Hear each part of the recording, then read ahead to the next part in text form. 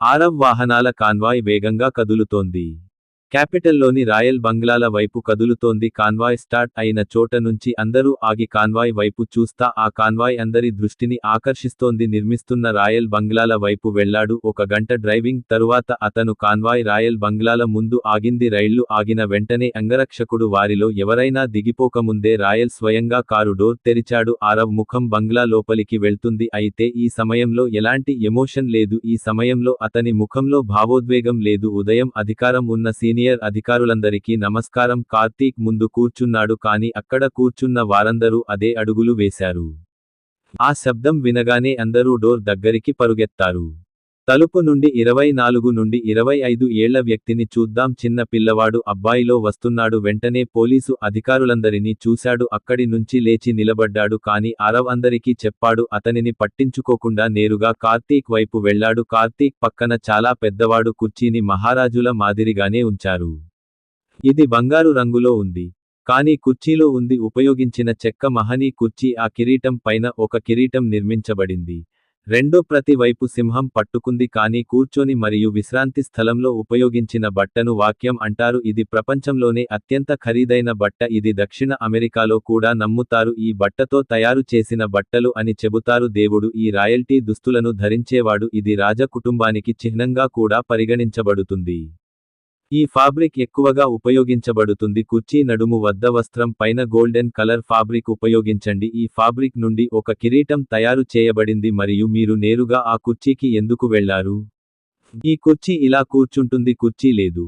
అతను మాత్రమే ఈ కుర్చీలో ఉన్నాడు. సింహ కుటుంబానికి రాజుగా మానవుడు కూర్చోగలడు. మరియు ఈ సమయంలో సింగ్ కుటుంబానికి రాజు ఆరవ్. తన కుర్చీలో కూర్చున్న తర్వాత ఆరవ్ తీక్షణమైన కళ్లతో ఉన్న పోలీసు అధికారులందరూ చూస్తుంది. మరియు అతని ప్రశాంతత కానీ తీవ్రమైనది. అందరినీ చూస్తూ వాణి చెప్పింది. మీరంతా ప్రస్తుతం ఏం చేస్తున్నారో నాకు తెలియదు. కానీ ఇప్పుడు మీ అందరికీ 1 గంట మాత్రమే ఉంది. మరో గంటలోగా అక్కను కలవాలి. కొన్ని సానుకూల వార్తలు కావాలి. లేకపోతే ఇప్పుడే చూడండి. గెట్ లాస్ట్ పై తన ప్రసంగాన్ని అందించిన తర్వాత ఆరవున్ తన చేతితో అందర్నీ వెళ్లిపొమ్మని సంకేతాలు ఇస్తాడు. అక్కడ ఉన్న ఎవరైనా ఆరవ్ గురించి విన్నారా? ఇలాంటి ప్రవర్తనను ఆశించవద్దు. కానీ ఆరవ్ మాటలు వాళ్లందరినీ చేశాయి. చాలా ఒత్తిడి తెచ్చారు. ఎందుకంటే మనీషా గురించి వారికి తెలిస్తే మొదట నివేదిక రాకపోతే అతను కార్తీక్ సింగ్తో ఒక విధంగా మాట్లాడటం ద్వారా ప్రశాంతంగా ఉండొచ్చు. కానీ ఆరవ్ స్థితి స్థానం మరియు వైఖరి కార్తీక్ సింగ్ని పోలి ఉంటాయి. ఆరవ్ సింగ్ డైరెక్ట్ యాక్షన్ తీసుకోవడానికి భిన్నంగా ఉన్నాడు. ఇప్పటి వరకు ఎప్పుడూ భయపడలేదు. అతను మొత్తం సింహం కుటుంబంలో అత్యంత భయంలేని రాజు. మరియు ఇది అధికారంలోకి రావడం వల్ల జరిగింది. వెంటనే అతను నాశనం చేయబడింది. పాతాళానికి అనుసంధానించబడింది. రాత్రికి రాత్రే అనేక శక్తులను అదృశ్యం చేసింది. ముంబైలోని తన తమ్ముడు డెవిల్కి ఇచ్చాడు. పంపడం ద్వారా బ్లాక్ డోర్తో కలకలం సృష్టించింది. హిమాచల్ వెళ్లిన తర్వాత షెరావత్ కుటుంబానికి ఇచ్చారు. తన గుడ్డు తీసుకుని హిమాచల్ వెళ్లాడు. నమ్మిన టైగర్ గ్యాంగ్ యూరప్ను నాశనం చేసింది. కమల్ మాఫియా డాన్ బర్దన్ లోవ్ని ఎలిమినేట్ చేశాడు. అంపైర్కు ఫుల్ ఫైట్ ఇవ్వడం ద్వారా శాంతింపజేయండి. ఢిల్లీలో దియా నల్ల బంగారం ఆదాయం సంస్థ మరియు బ్లాక్ ఆశా ససన్ గ్రూప్ ప్రజలు డెవిల్ నాశనం వచ్చినప్పుడు వాటిని అన్ని అతన్ని చంపి ఢిల్లీలో రక్తపాతం సృష్టించడం ద్వారా ముంబైని పాలించిన వారు నదులు ప్రవహించేలా చేశారు. మిట్టల్ కుటుంబం జాడలేదు. దక్షిణాదిలోని ప్రసిద్ధ గ్యాంగ్స్టర్ కోపర్ కింగ్ వరకు ఇవన్నీ భారతదేశం అంతటా రద్దు చేయబడ్డాయి. రాజు చేసిన తర్వాత ఈ ఉద్యమం జరిగింది. ఈ కుంభకోణాల వెనుక ఏముందో అందరికీ తెలుసు. సింగ్ కుటుంబానికి చెందిన ఈ రాజుకు ఖచ్చితంగా చేయి ఉంది. అందుకే పోలీసు అధికారులందరూ తల వంచుకుంటారు. ఆ పోలీసులంతా అక్కడి నుంచి వెళ్లిపోయారు. కుటుంబం వెళ్లిపోయిన తర్వాత ఆరవ్ బట్టతల అయ్యాడు. బాడీగార్డ్ అంటే వివేక్ మహారాజ్ ఉన్నప్పుడు ఆరవ్ తన దగ్గరికి రమ్మని సిగ్నల్ ఇచ్చాడు. వివేక్ మహారాజ్ సంజ్ఞను చూడగానే అతను వెంటనే వచ్చాడు. తల వంచుకుని అంటాడు. Team 18 commandant major Vivek Maharaj. Sir major Vivek Maharaj reporting విన్న తర్వాత ఆరవ్ ఆమె వైపు చూశాడు. అతనికి ఆదేశాలు ఇస్తున్నప్పుడు మేజర్ వివేక్ చెప్పారు. కుర్చీలో కూర్చున్న పోలీసు అధికారి ఆ అధికారి మీద అతనిని వెంబడించండి. మీరు ప్రతి క్షణం ఆమె నుండి మీ కళ్ళు తీసివేయకూడదు. నాకు ఆరవ్ మాట్లాడే వార్తలు వస్తూనే ఉంటాయి. వివేక్ మహారాజ్ వెంటనే విన్న తర్వాత నమస్కరిస్తూనే సరే సార్ ఇంత చెప్పండి అన్నాడు. మేజర్ వివేక్ మహారాజ్ అక్కడి నుంచి వెళ్లిపోతాడు. మేజర్ వివేక్ మహారాజ్ నిష్క్రమణ తర్వాత ఆరవ్ అన్నయ్య వైపు చూస్తూ అడిగాడు. సోదరుడు మనీష్ కిడ్నాప్ వెనుక ఎవరున్నారు? మీ సోదరుడి నుండి మీరు దీని గురించి ఏమైనా కనుగొన్నారా? మాట్లాడుతున్నప్పుడు ఆరవ్ గొంతులో భిన్నమైన స్వరం ఉంది. స్పష్టంగా కనిపించే ఒక కంపనం ఉంది. ఆ సమయంలో ఆరవ్ చాలా కంగారు పడ్డాడు. ఆరవ్ మనీషా సంగతి కార్తీక్ కు కూడా తెలుసు, అందుకే చాలా కంగారు పడ్డాడు. కార్తీక్ ని హ్యాండిల్ చేస్తున్నప్పుడు చోట్యు అని చెప్పాడు. చింతించకండి, నేను రాజ్ శుక్లాను ఢిల్లీకి పంపాను. అతను తన షాడో నైట్ విభాగానికి పిలిచాడు. కొంతమంది నిపుణులతో కలిసి ఢిల్లీకి వచ్చారు. అలాగే మనీషాను వెతికే పని కూడా మొదలుపెట్టారు. కానీ నాకు అది అస్సలు అర్థం కాలేదు. అతని సోదరుడు మనీషాను ఎందుకు కిడ్నాప్ చేస్తాడు? ఆరవ్ వినగానే ఊపిరి పీల్చుకున్నాడు. రాజ్ శుక్లా ఢిల్లీ చేరుకోవడానికి సమయం పడుతుంది. ఆ వార్త వినగానే అతని మనసులో దిగులు తగ్గింది. అయినా నన్ను నేను తిట్టుకుంటున్నాను, తప్పు అంతా నాదే. నేనంటే ఒక్కడి వల్ల ఉపయోగం లేదు అంటాడు. నడుస్తుంటే మనీషాని పెద్దగా పట్టించుకోలేదు. నేను ఆమె తల్లిదండ్రులకు వాగ్దానం చేశాను, నేనెప్పుడు ఆమెను కాపాడతానని అనుకున్నాను. కానీ ఈ రోజు అతని సోదరుడు అతన్ని రక్షించలేకపోయాడు. ఆరవ్ మాటలు విన్న కార్తీక్ కూడా కాస్త నిరాశ చెందాడు.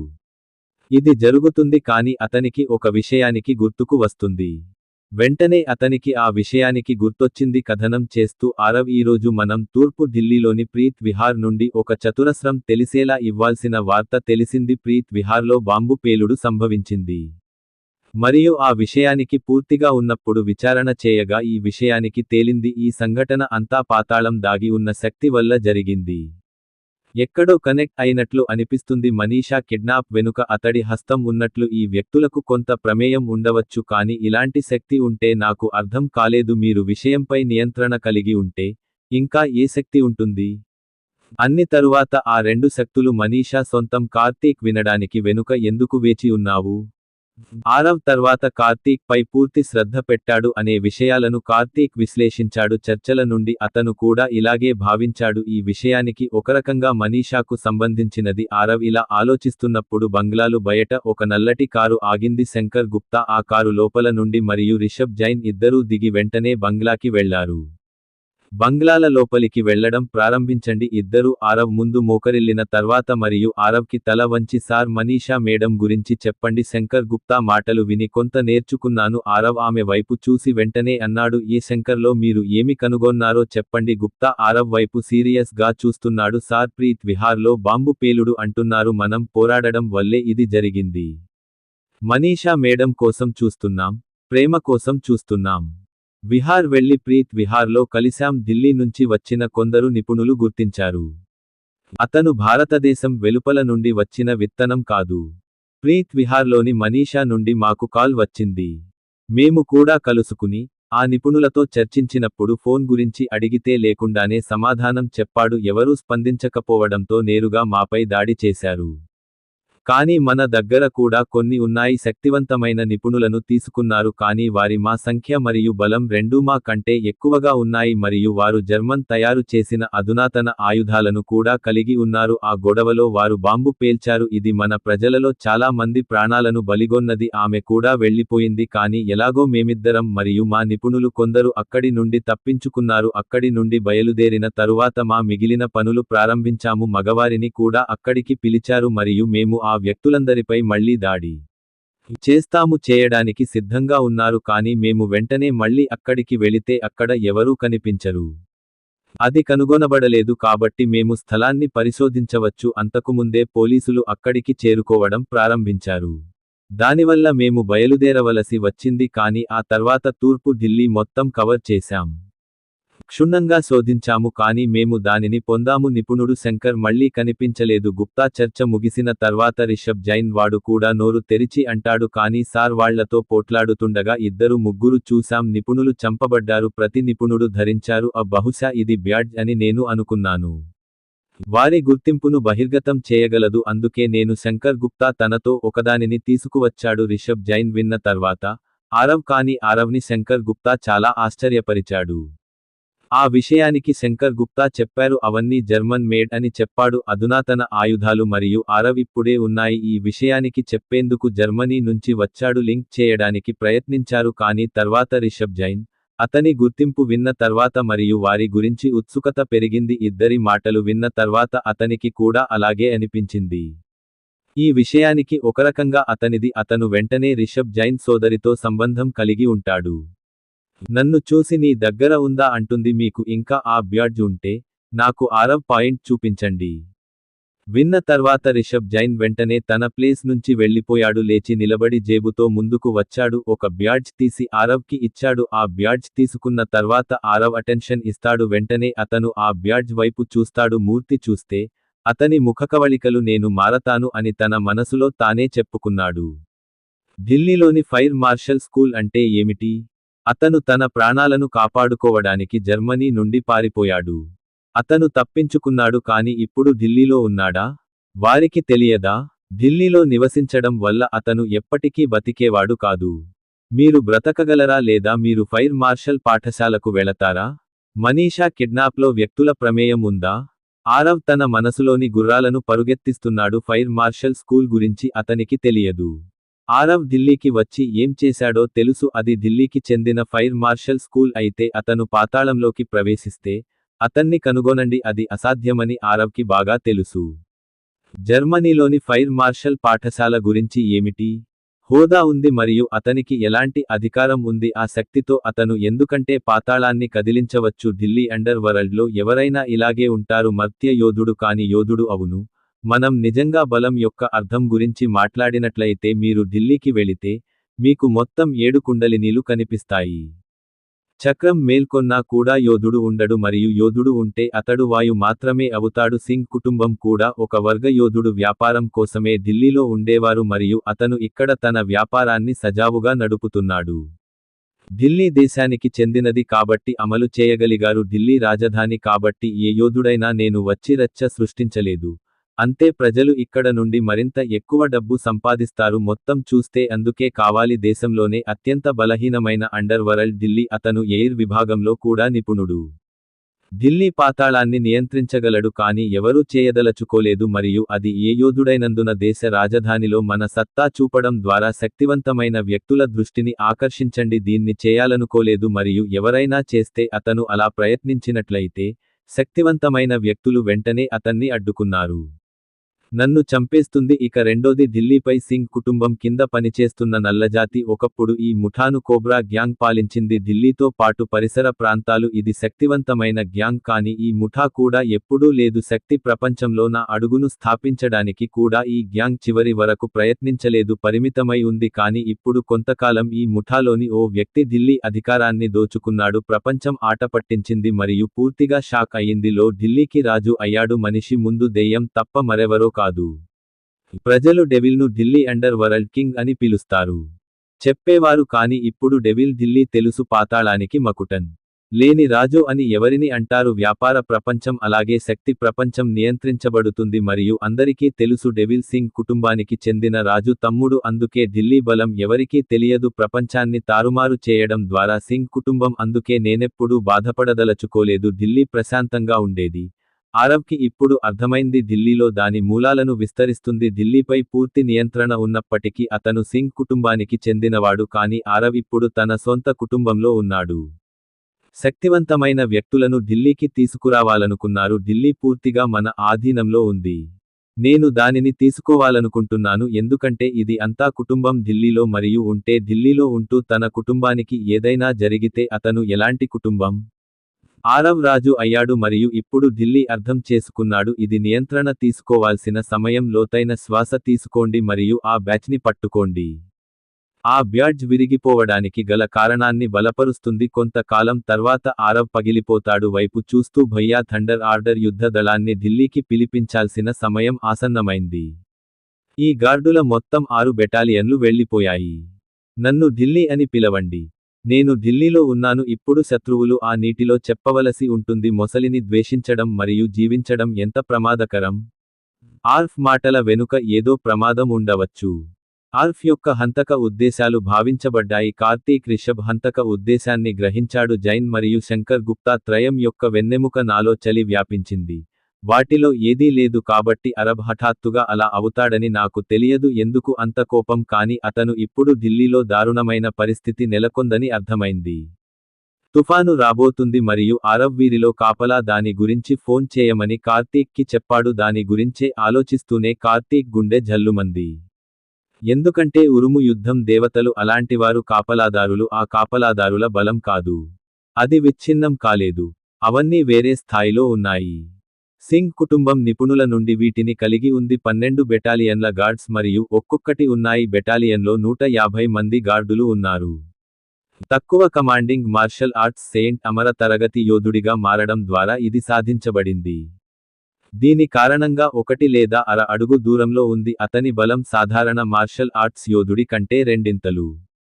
గుణ అక్కడ ఉన్నాడు మరియు ఈ గార్డులందరి మధ్య ఉన్నాడు. ప్రతి యోధుడికి కనీసం ఒక మార్షల్ ఆర్ట్ తెలుసు. సింగ్ కుటుంబ బలంపై నిపుణుడు కేవలం కమల్ పవర్ తోనే కాదు.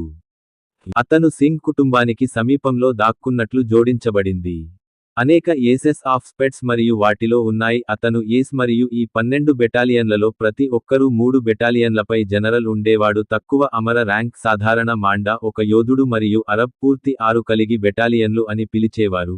అంటే ఈ 6 బెటాలియన్లు 2 తక్కువ అమర ర్యాంక్ సాధారణ సర్కిల్లు. బహుశా యోధులు కూడా ఈ రకమైన బలంతో వస్తారేమో. ఢిల్లీలో అలజడి సృష్టించడానికే సరిపోయింది. సింగ్ వంశం థండర్ బ్యాటిల్ గార్డ్లను ఏర్పాటు చేసినప్పటికీ పిలిచి ఉండవచ్చు కానీ సింగ్ కుటుంబం ఇప్పటికీ ఉంది. మీ రహస్య శక్తిని విప్పడం లేదు. కాసేపు ప్రశాంతంగా ఉన్న తర్వాత కార్తీక్ అక్కడే ఉన్నాడు.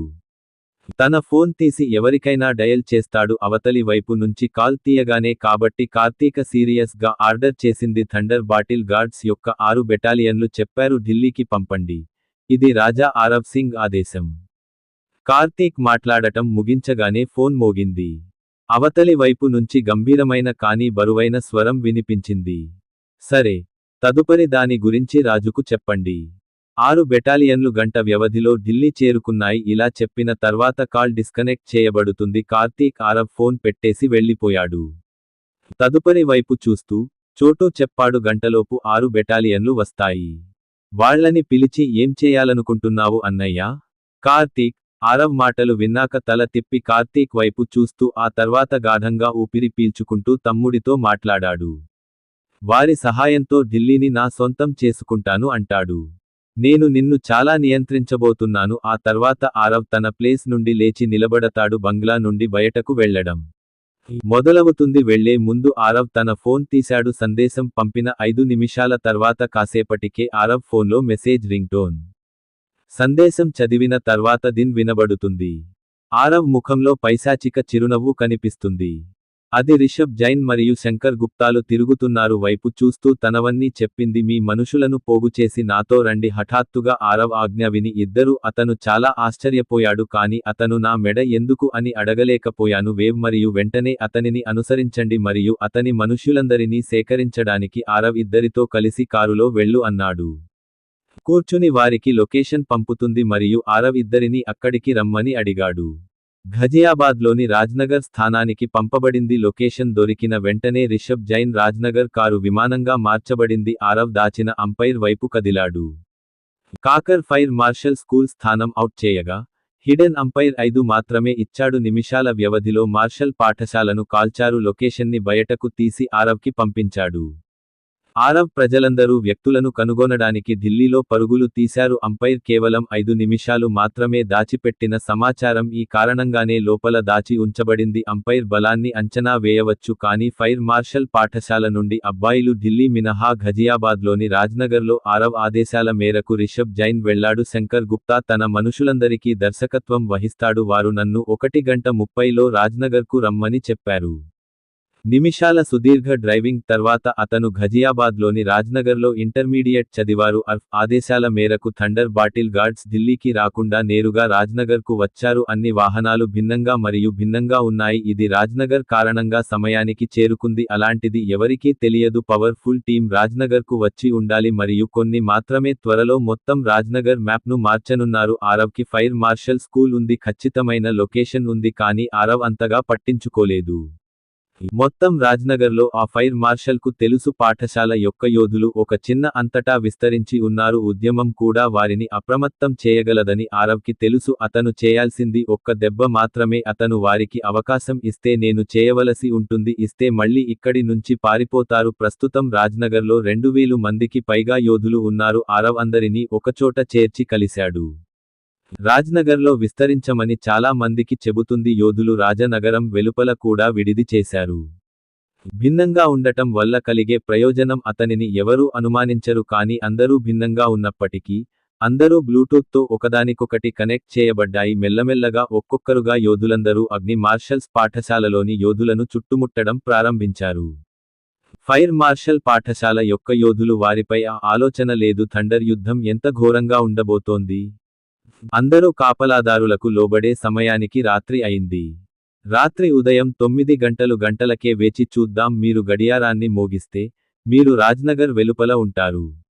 యోధులు గొప్ప ఆయుధాలతో వేగంగా విడిది చేశారు.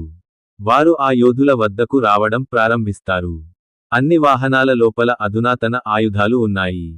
పిస్టల్ నుండి మెషిన్ గన్ వరకు అన్ని ఆయుధాలు. 20 నిమిషాల తర్వాత యోధులందరూ ఉన్నారు. ఆ వాహనాలన్నింటికీ వాహనాలు చేరుతున్నాయి. చాలా మంది యోధులు లోపల నుండి కూడా ఉద్భవిస్తారు మరియు డిజిని తెరిచి డిజి లోపలికి వెళ్ళండి.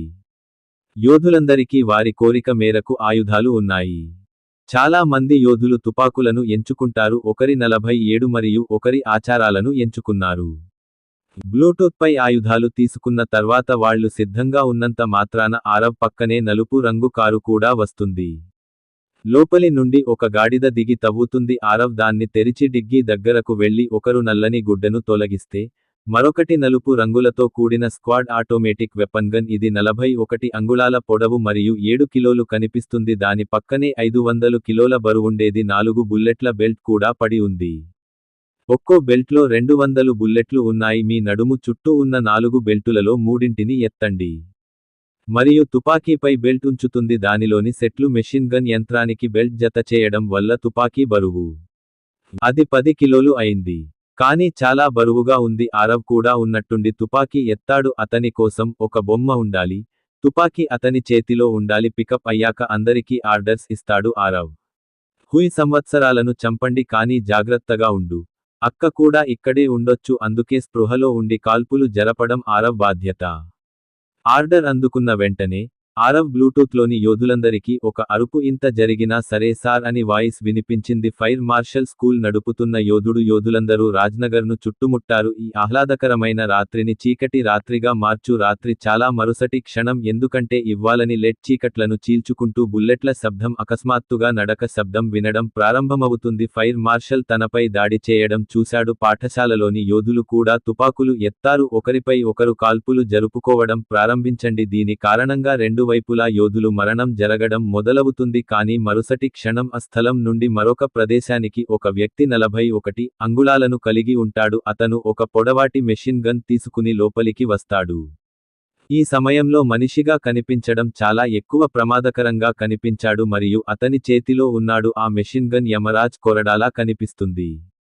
మరియు మరుసటి క్షణం వ్యక్తి ట్రిగ్గర్ను నొక్కాడు. మెషిన్ గన్లను నిరంతరం శత్రువులకు ఇస్తుంది. అతనిపై బుల్లెట్ల వర్షం కురిపించాడు. రాత్రి చీకటిలో మెషిన్ గన్ శబ్దం. ఆ వ్యక్తి పిడుగులా కనిపించాడు. అతను కూడా కాల్పులు జరుపుతూ ముందుకు సాగుతున్నాడు. ఆ వ్యక్తి పట్ల శత్రువులలో భయాన్ని కలిగించండి. శత్రువులు ఎన్నడూ లేనందున ఇది జరిగింది. మానవుడు ఇంత బరువైన యంత్రం అవుతాడని అనుకోలేదు. నిలబడి ఒంటరిగా తుపాకీని కాల్చగలడు మరియు కాబట్టి ఎదురుగా ఉన్న వ్యక్తి మాత్రమే డ్రైవింగ్ చేయడు. బదులుగా అతని ప్రతి బుల్లెట్ దాని గుర్తును కనుగొంటుంది. ఇప్పటి వరకు శత్రువు నుంచి ఒక్క బుల్లెట్ కూడా రాలేదు.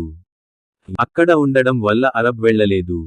శత్రుయోధుల శరీరాల నుండి పిండిని జల్లెడ పట్టడం కేవలం 2 నిమిషాల్లో జల్లెడ చేస్తుంది. ఆరవ్ ఒక బెల్ట్ పూర్తిగా ఖాళీ చేశాడు. ఎందుకంటే ఈ మెషిన్ గన్ నిమిషం వ్యవధిలో 100 బుల్లెట్లను పేల్చుతుంది.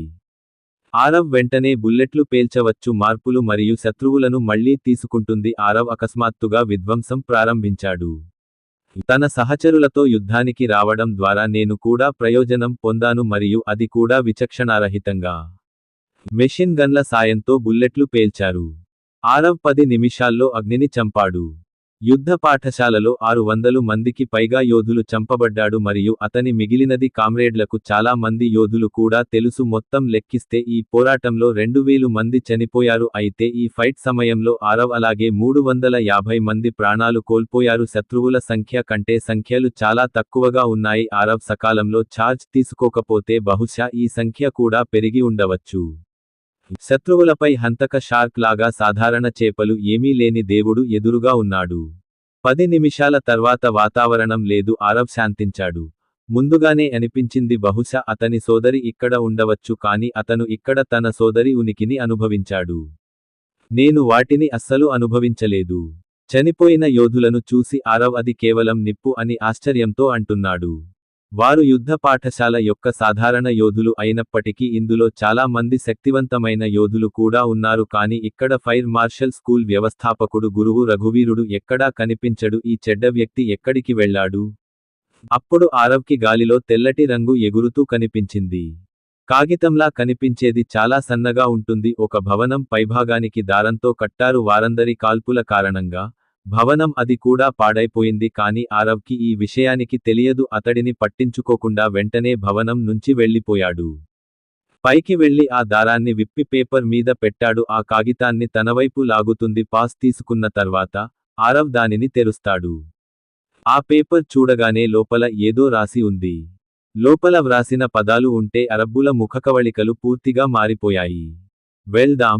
అతని ముఖం చాలా నల్లగా మారిపోయింది. అతను చాలా కోపంగా ఉన్నాడు. దీనివల్ల అతని కళ్ళు నెత్తికెక్కుతున్నాయి. ఆరవ్ ఎర్రగా మారి ఆ పేపర్ వైపు చూస్తూ ఉండిపోయాడు. అతని కోపం కారణంగా అతను పూర్తిగా అలిసిపోయాడు. అతని శరీరం వణుకుతున్నంత కోపం వచ్చింది. ఆ కాగితాన్ని తిప్పి అరుస్తుంది. గురువు రఘువీర్ తన చావు ఎందుకు చెప్పాడు? నేను పట్టుకునే వరకు కాల్ చేస్తున్నాను. అప్పటి వరకు బతికే ఉండు, కానీ రోజు నా చేతులు నేను కూడా చనిపోతాను. అలాంటి మరణం నేను చనిపోతాను అని నేను భావించాను.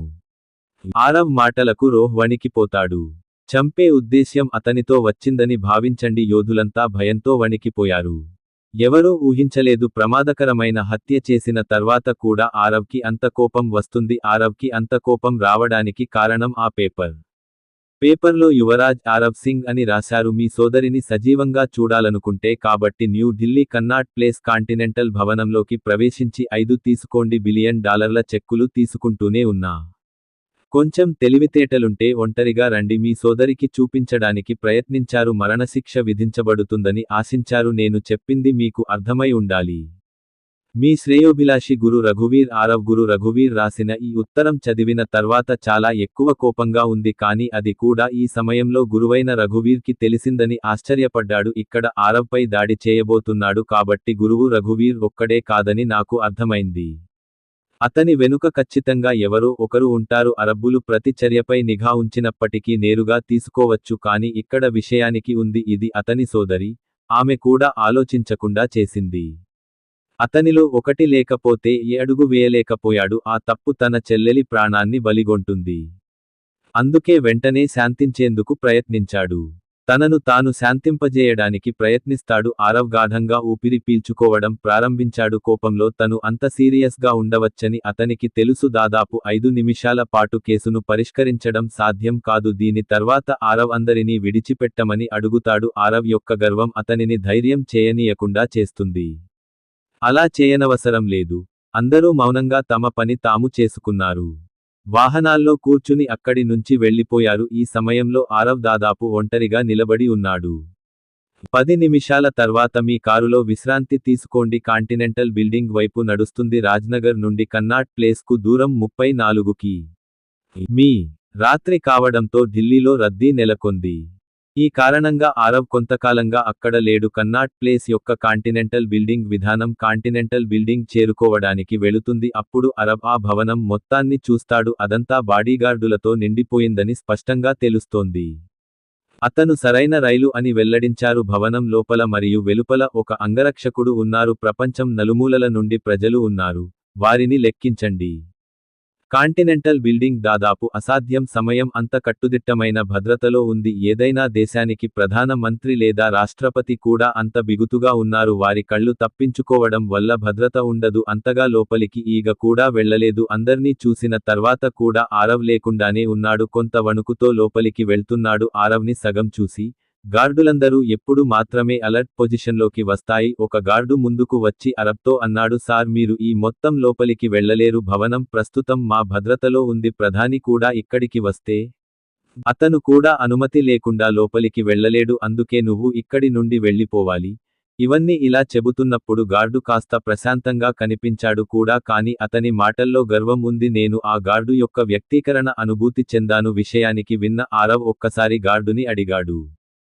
కాబట్టి పై నుండి క్రిందికి ఆపై కనిపిస్తుంది నీ గొంతులో ఆ ఎమోషన్ లేకుండా వెళ్ళి నీ బాస్కి చెప్పు అన్నాడు యువరాజ్. ఆరవ్ మాటలు విని ఆరవ్ సింగ్ వచ్చాడు. ఒక్కోసారి ఇబ్బంది పడ్డాడు కానీ అప్పుడు అతను శాంతించాడు మరియు వాకీ టాకీ ద్వారా లోపలి వ్యక్తులతో మాట్లాడండి. 2 నిమిషాల తర్వాత గార్డ్ తిరిగి ఆరవ్ దగ్గరకు వచ్చాడు. దగ్గరకు వచ్చి లోపలికి వెళ్ళమని చెప్పాడు. చేయవచ్చు కానీ లోపలికి వెళ్లే ముందు మిమ్మల్ని తనిఖీ చేసే ఆ గార్డు గురించి మాట్లాడండి. ఒక్కసారి విన్న తర్వాత ఆరవ్ షార్ప్ స్టార్ట్ చేశాడు. ఆరవ్ తన కళ్లతో ఆ గార్డు వైపు చూస్తున్నాడు. కళ్ళు చూడగానే గార్డు పూర్తిగా కదిలిపోయాడు. ఈ సమయంలో ఆ గార్డు ఇలాగే ఉన్నాడు. అతను రక్తపిపాసి జంతువుల కళ్లలోకి చూశాడు. ఏ క్షణాన్నైనా ముక్కలైపోతాడని మీరు చూడవచ్చు. పన్ను చెల్లిస్తాం కానీ మరుసటి క్షణంలో ఆమె వైపు చేతులతో తనిఖీ చేస్తోంది. అతను తన నోటిని కాపాడుకుంటాడు. నేను ఉమ్మివేసి భయంగా ఆరవ్ వైపు చూస్తున్నాను. అతను ఆరవ్ని చాలా చెక్ చేస్తాడు. వేగంగా చేస్తున్నాడు. ఆరవ్ కళ్లలోకి చూస్తూ అతను ఇంకా భయపడ్డాడు. ఇంకొంచెం ఆగితే అతనే ముందు ఉంటాడు. అతన్ని చంపేస్తాడు. అందుకే అతను దానిని త్వరగా తనిఖీ చేస్తాడు మరియు తల వంచుకుని వెళ్ళమని సైగ చేశాడు. ఆరవ్ కూడా తన చల్లని కళ్లతో ఆ గార్డు వైపు చూస్తున్నాడు. ఈ దృశ్యాన్ని ఒక్కసారి చూస్తే ఇక్కడ షేర్ అనే సామెత సరిగ్గా సరిపోతుంది. ఒంటరిగా ఉన్న కుక్కల మూటను అనుసరిస్తాడు. బరువుగా జీవిస్తుంది మరియు సింహాలు మరియు కుక్కలు ఉన్నాయి. ఎవరి కోసం చెప్పారో స్పష్టంగా చెప్పాలి. ఆరవ్ గార్డులందరినీ దాటుకుంటూ వస్తున్నాడు. ఖండాంతర భవనం లోపలికి వెళుతుంది. బయట కంటే భవనం లోపల ఎక్కువ గార్డ్లు శక్తివంతమైన మరియు ప్రమాదకరమైన అని చూసిన అతను అంగరక్షకుడని స్పష్టమైంది. చాలా మంది యోధులు కూడా ఉన్నారు. యోధులను చూసి ఆశ్చర్యపోయాడు. ఈ అధికారం మొత్తం ఢిల్లీ అధికారంలో ఉందని తెలుసు. వాల్వ్ను కదిలించే శక్తిని కలిగి ఉంటుంది మరియు ఇది ఉంటే శక్తిని సద్వినియోగం చేసుకుంటే అది మొత్తం ఢిల్లీ అధికారాన్ని హస్తగతం చేసుకోగలదు. కానీ ఆరవ్ ఎవరికీ భయపడడు అనిపించలేదు. ఎందుకంటే అతనే వారందరినీ చంపగలిగేంత శక్తిమంతుడు. పీర్ను తగ్గించి ఉండవచ్చు మరియు ఇంకా ఏదైనా ఉంటే అది గజిబిజిగా ఉంటే అతని రింగ్లో ఉన్నారు. జతిన్ దేవ్ తన మొత్తం ఉనికిని భూమి నుండి ఇంత గొప్ప శక్తికి శత్రువు మనల్ని నాశనం చేయగలడా? కలిసి ఉండటం వల్ల ఆరవ్ను ఈ చిన్న కోడిపిల్లల నుండి ఎలా వేరు చేయగలడు? ఈ యోధులందరినీ చూసి ఆరవ్ భయపడవచ్చు. మీ ముఖంపై క్రూరమైన చిరునవ్వుతో ఆరవ్ లోపలికి వచ్చిన తర్వాత ఒక గార్డు వస్తాడు. అతని దగ్గరకు వచ్చి దారి చూపుతుంది. దయచేసి ఇటువైపు ఆ గార్డు గురించి మాట్లాడండి అని హుయ్ చెప్పారు. విన్న తర్వాత ఆరవ్ ఏమీ మాట్లాడకుండా ఆమెను అనుసరించాడు. ఆరవ్ ఆ గార్డుతో కలిసి లిఫ్ట్కి వెళ్లడం మొదలుపెట్టాడు. లోపలికి వెళ్లి తక్కువ సమయంలో ఆర్ఫ్ భవనంలోని 66వ అంతస్తులోకి వస్తాడు. అతను ఈ ప్రవాహానికి వచ్చినప్పుడు అతను దీనిని చూస్తాడు. ఈ ప్రవాహంపై ఒక్క గార్డు కూడా లేకపోవడంతో ఆశ్చర్యం వ్యక్తం చేశారు. కాదు కానీ ఆరవ్ ఏమి చూడగలిగాడు. అందుకే అతడిని అస్సలు నమ్మలేదు. ఈ ప్రవాహాన్ని తనిఖీ చేయడానికి అతను అంతటా అంతర్గత బలాన్ని వ్యాపింపజేస్తుంది. దీని కారణంగా రెప్పపాటులో ఇది ప్రవాహంలో చిన్న విషయాలు కనిపిస్తాయి. ఈ ప్రవాహాన్ని జాగ్రత్తగా చూసిన తర్వాత అతని ముఖంలో పైశాచికపు చిరునవ్వు ఉంది.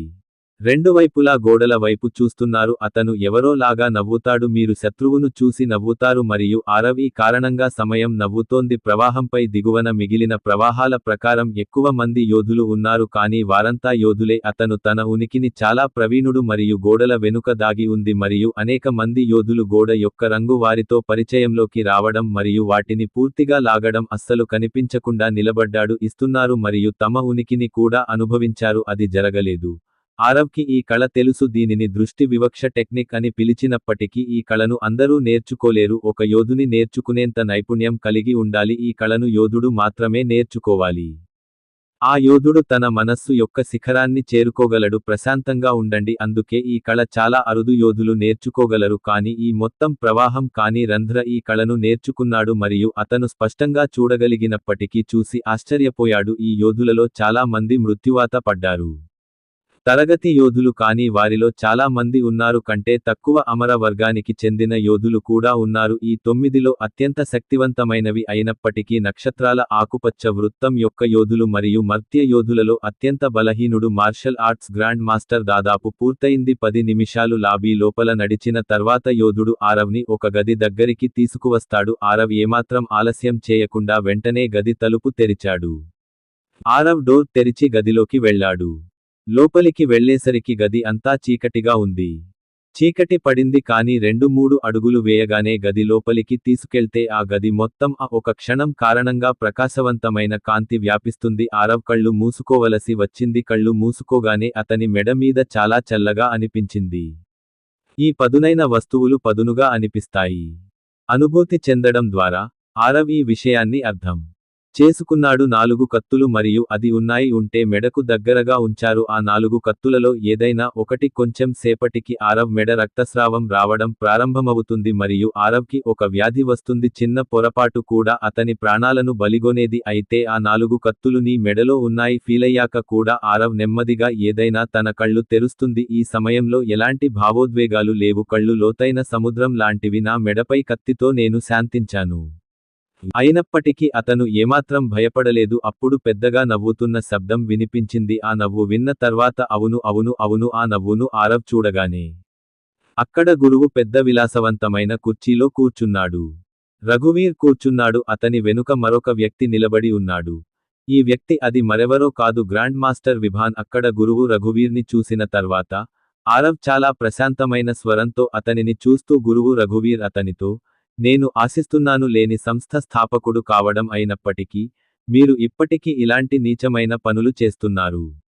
ఇది మీకు అస్సలు సరిపోకపోవచ్చు. ఈ చర్య తర్వాత మిమ్మల్ని మీరు యోధునిగా పిలుచుకుంటారు. ఆరవ్ మాట వినడం కూడా తగదు. తర్వాత మళ్ళీ నవ్వుతున్న గురు రఘువీర్ ఆరవ్ని ఎగతాళి చేసి అతనికి చెప్పింది అవును అవును నేను ఎలాంటి నీచమైన పని చేశాను? నటించలేదు మరియు నాకు సరిపోయేది మీరు దాని గురించి ఆలోచించలేదా? చాలా అవసరం లేదు. బహుశా యువరాజ్ ఆరవ్ సింగ్ నేను అగ్నిని అని మీరు మర్చిపోయారు. నేను మార్షల్ స్కూల్ వ్యవస్థాపకుడిని. నాకు కావలసినది నేను చేయగలను మరియు మీరు నాకు ఇవ్వగలరు. యోధుడు అనే పాఠం బోధించవద్దు ఎందుకంటే ప్రేమ మరియు యుద్ధంలో అన్నీ న్యాయమే. మీరు జర్మనీలో బ్లాక్ రోప్ అలయన్స్ రద్దు చేయబడినప్పుడు దాంతో అక్కడి నుంచి పారిపోవాల్సి వచ్చింది. జర్మనీలో పూర్తి వ్యాపారం వదిలి పారిపోవాలి కానీ నేను ఆశించాను ఢిల్లీలో నీకు చెల్లెలున్న సంగతి నీకు తెలియదా? నాకు ఒక సోదరి కూడా ఉంటుంది. ఆమె సహాయంతో నేను నా నెరవేర్చుకోగలను. డబ్బును తిరిగి పొందవచ్చు మరియు బహుశా నేను అని లేఖలో చెప్పాను. ఇప్పుడు ఎంత డబ్బు తీసుకురావాలి? నిర్ణయం మీ చేతుల్లో ఉంది. మీరు డబ్బు చెల్లించండి. మీరు మీ సోదరిని రక్షించవచ్చు లేదా మీరు ఉంటే మీరు మాకు డబ్బు ఇవ్వకపోతే మీ సోదరి ఆమె నా మనుషులకు బొమ్మ అవుతుంది. గురు రఘువర్ యొక్క ఈ ప్రకటన ఆరవ్ ముఖాన్ని మార్చింది. ఇంత జరిగినా ఎక్స్ప్రెషన్ చల్లబడింది. సమయం అతని మెడ చుట్టూ పదునైన అంచు. ఆరవ్ మెడపై పదునైన కత్తి ఉంది.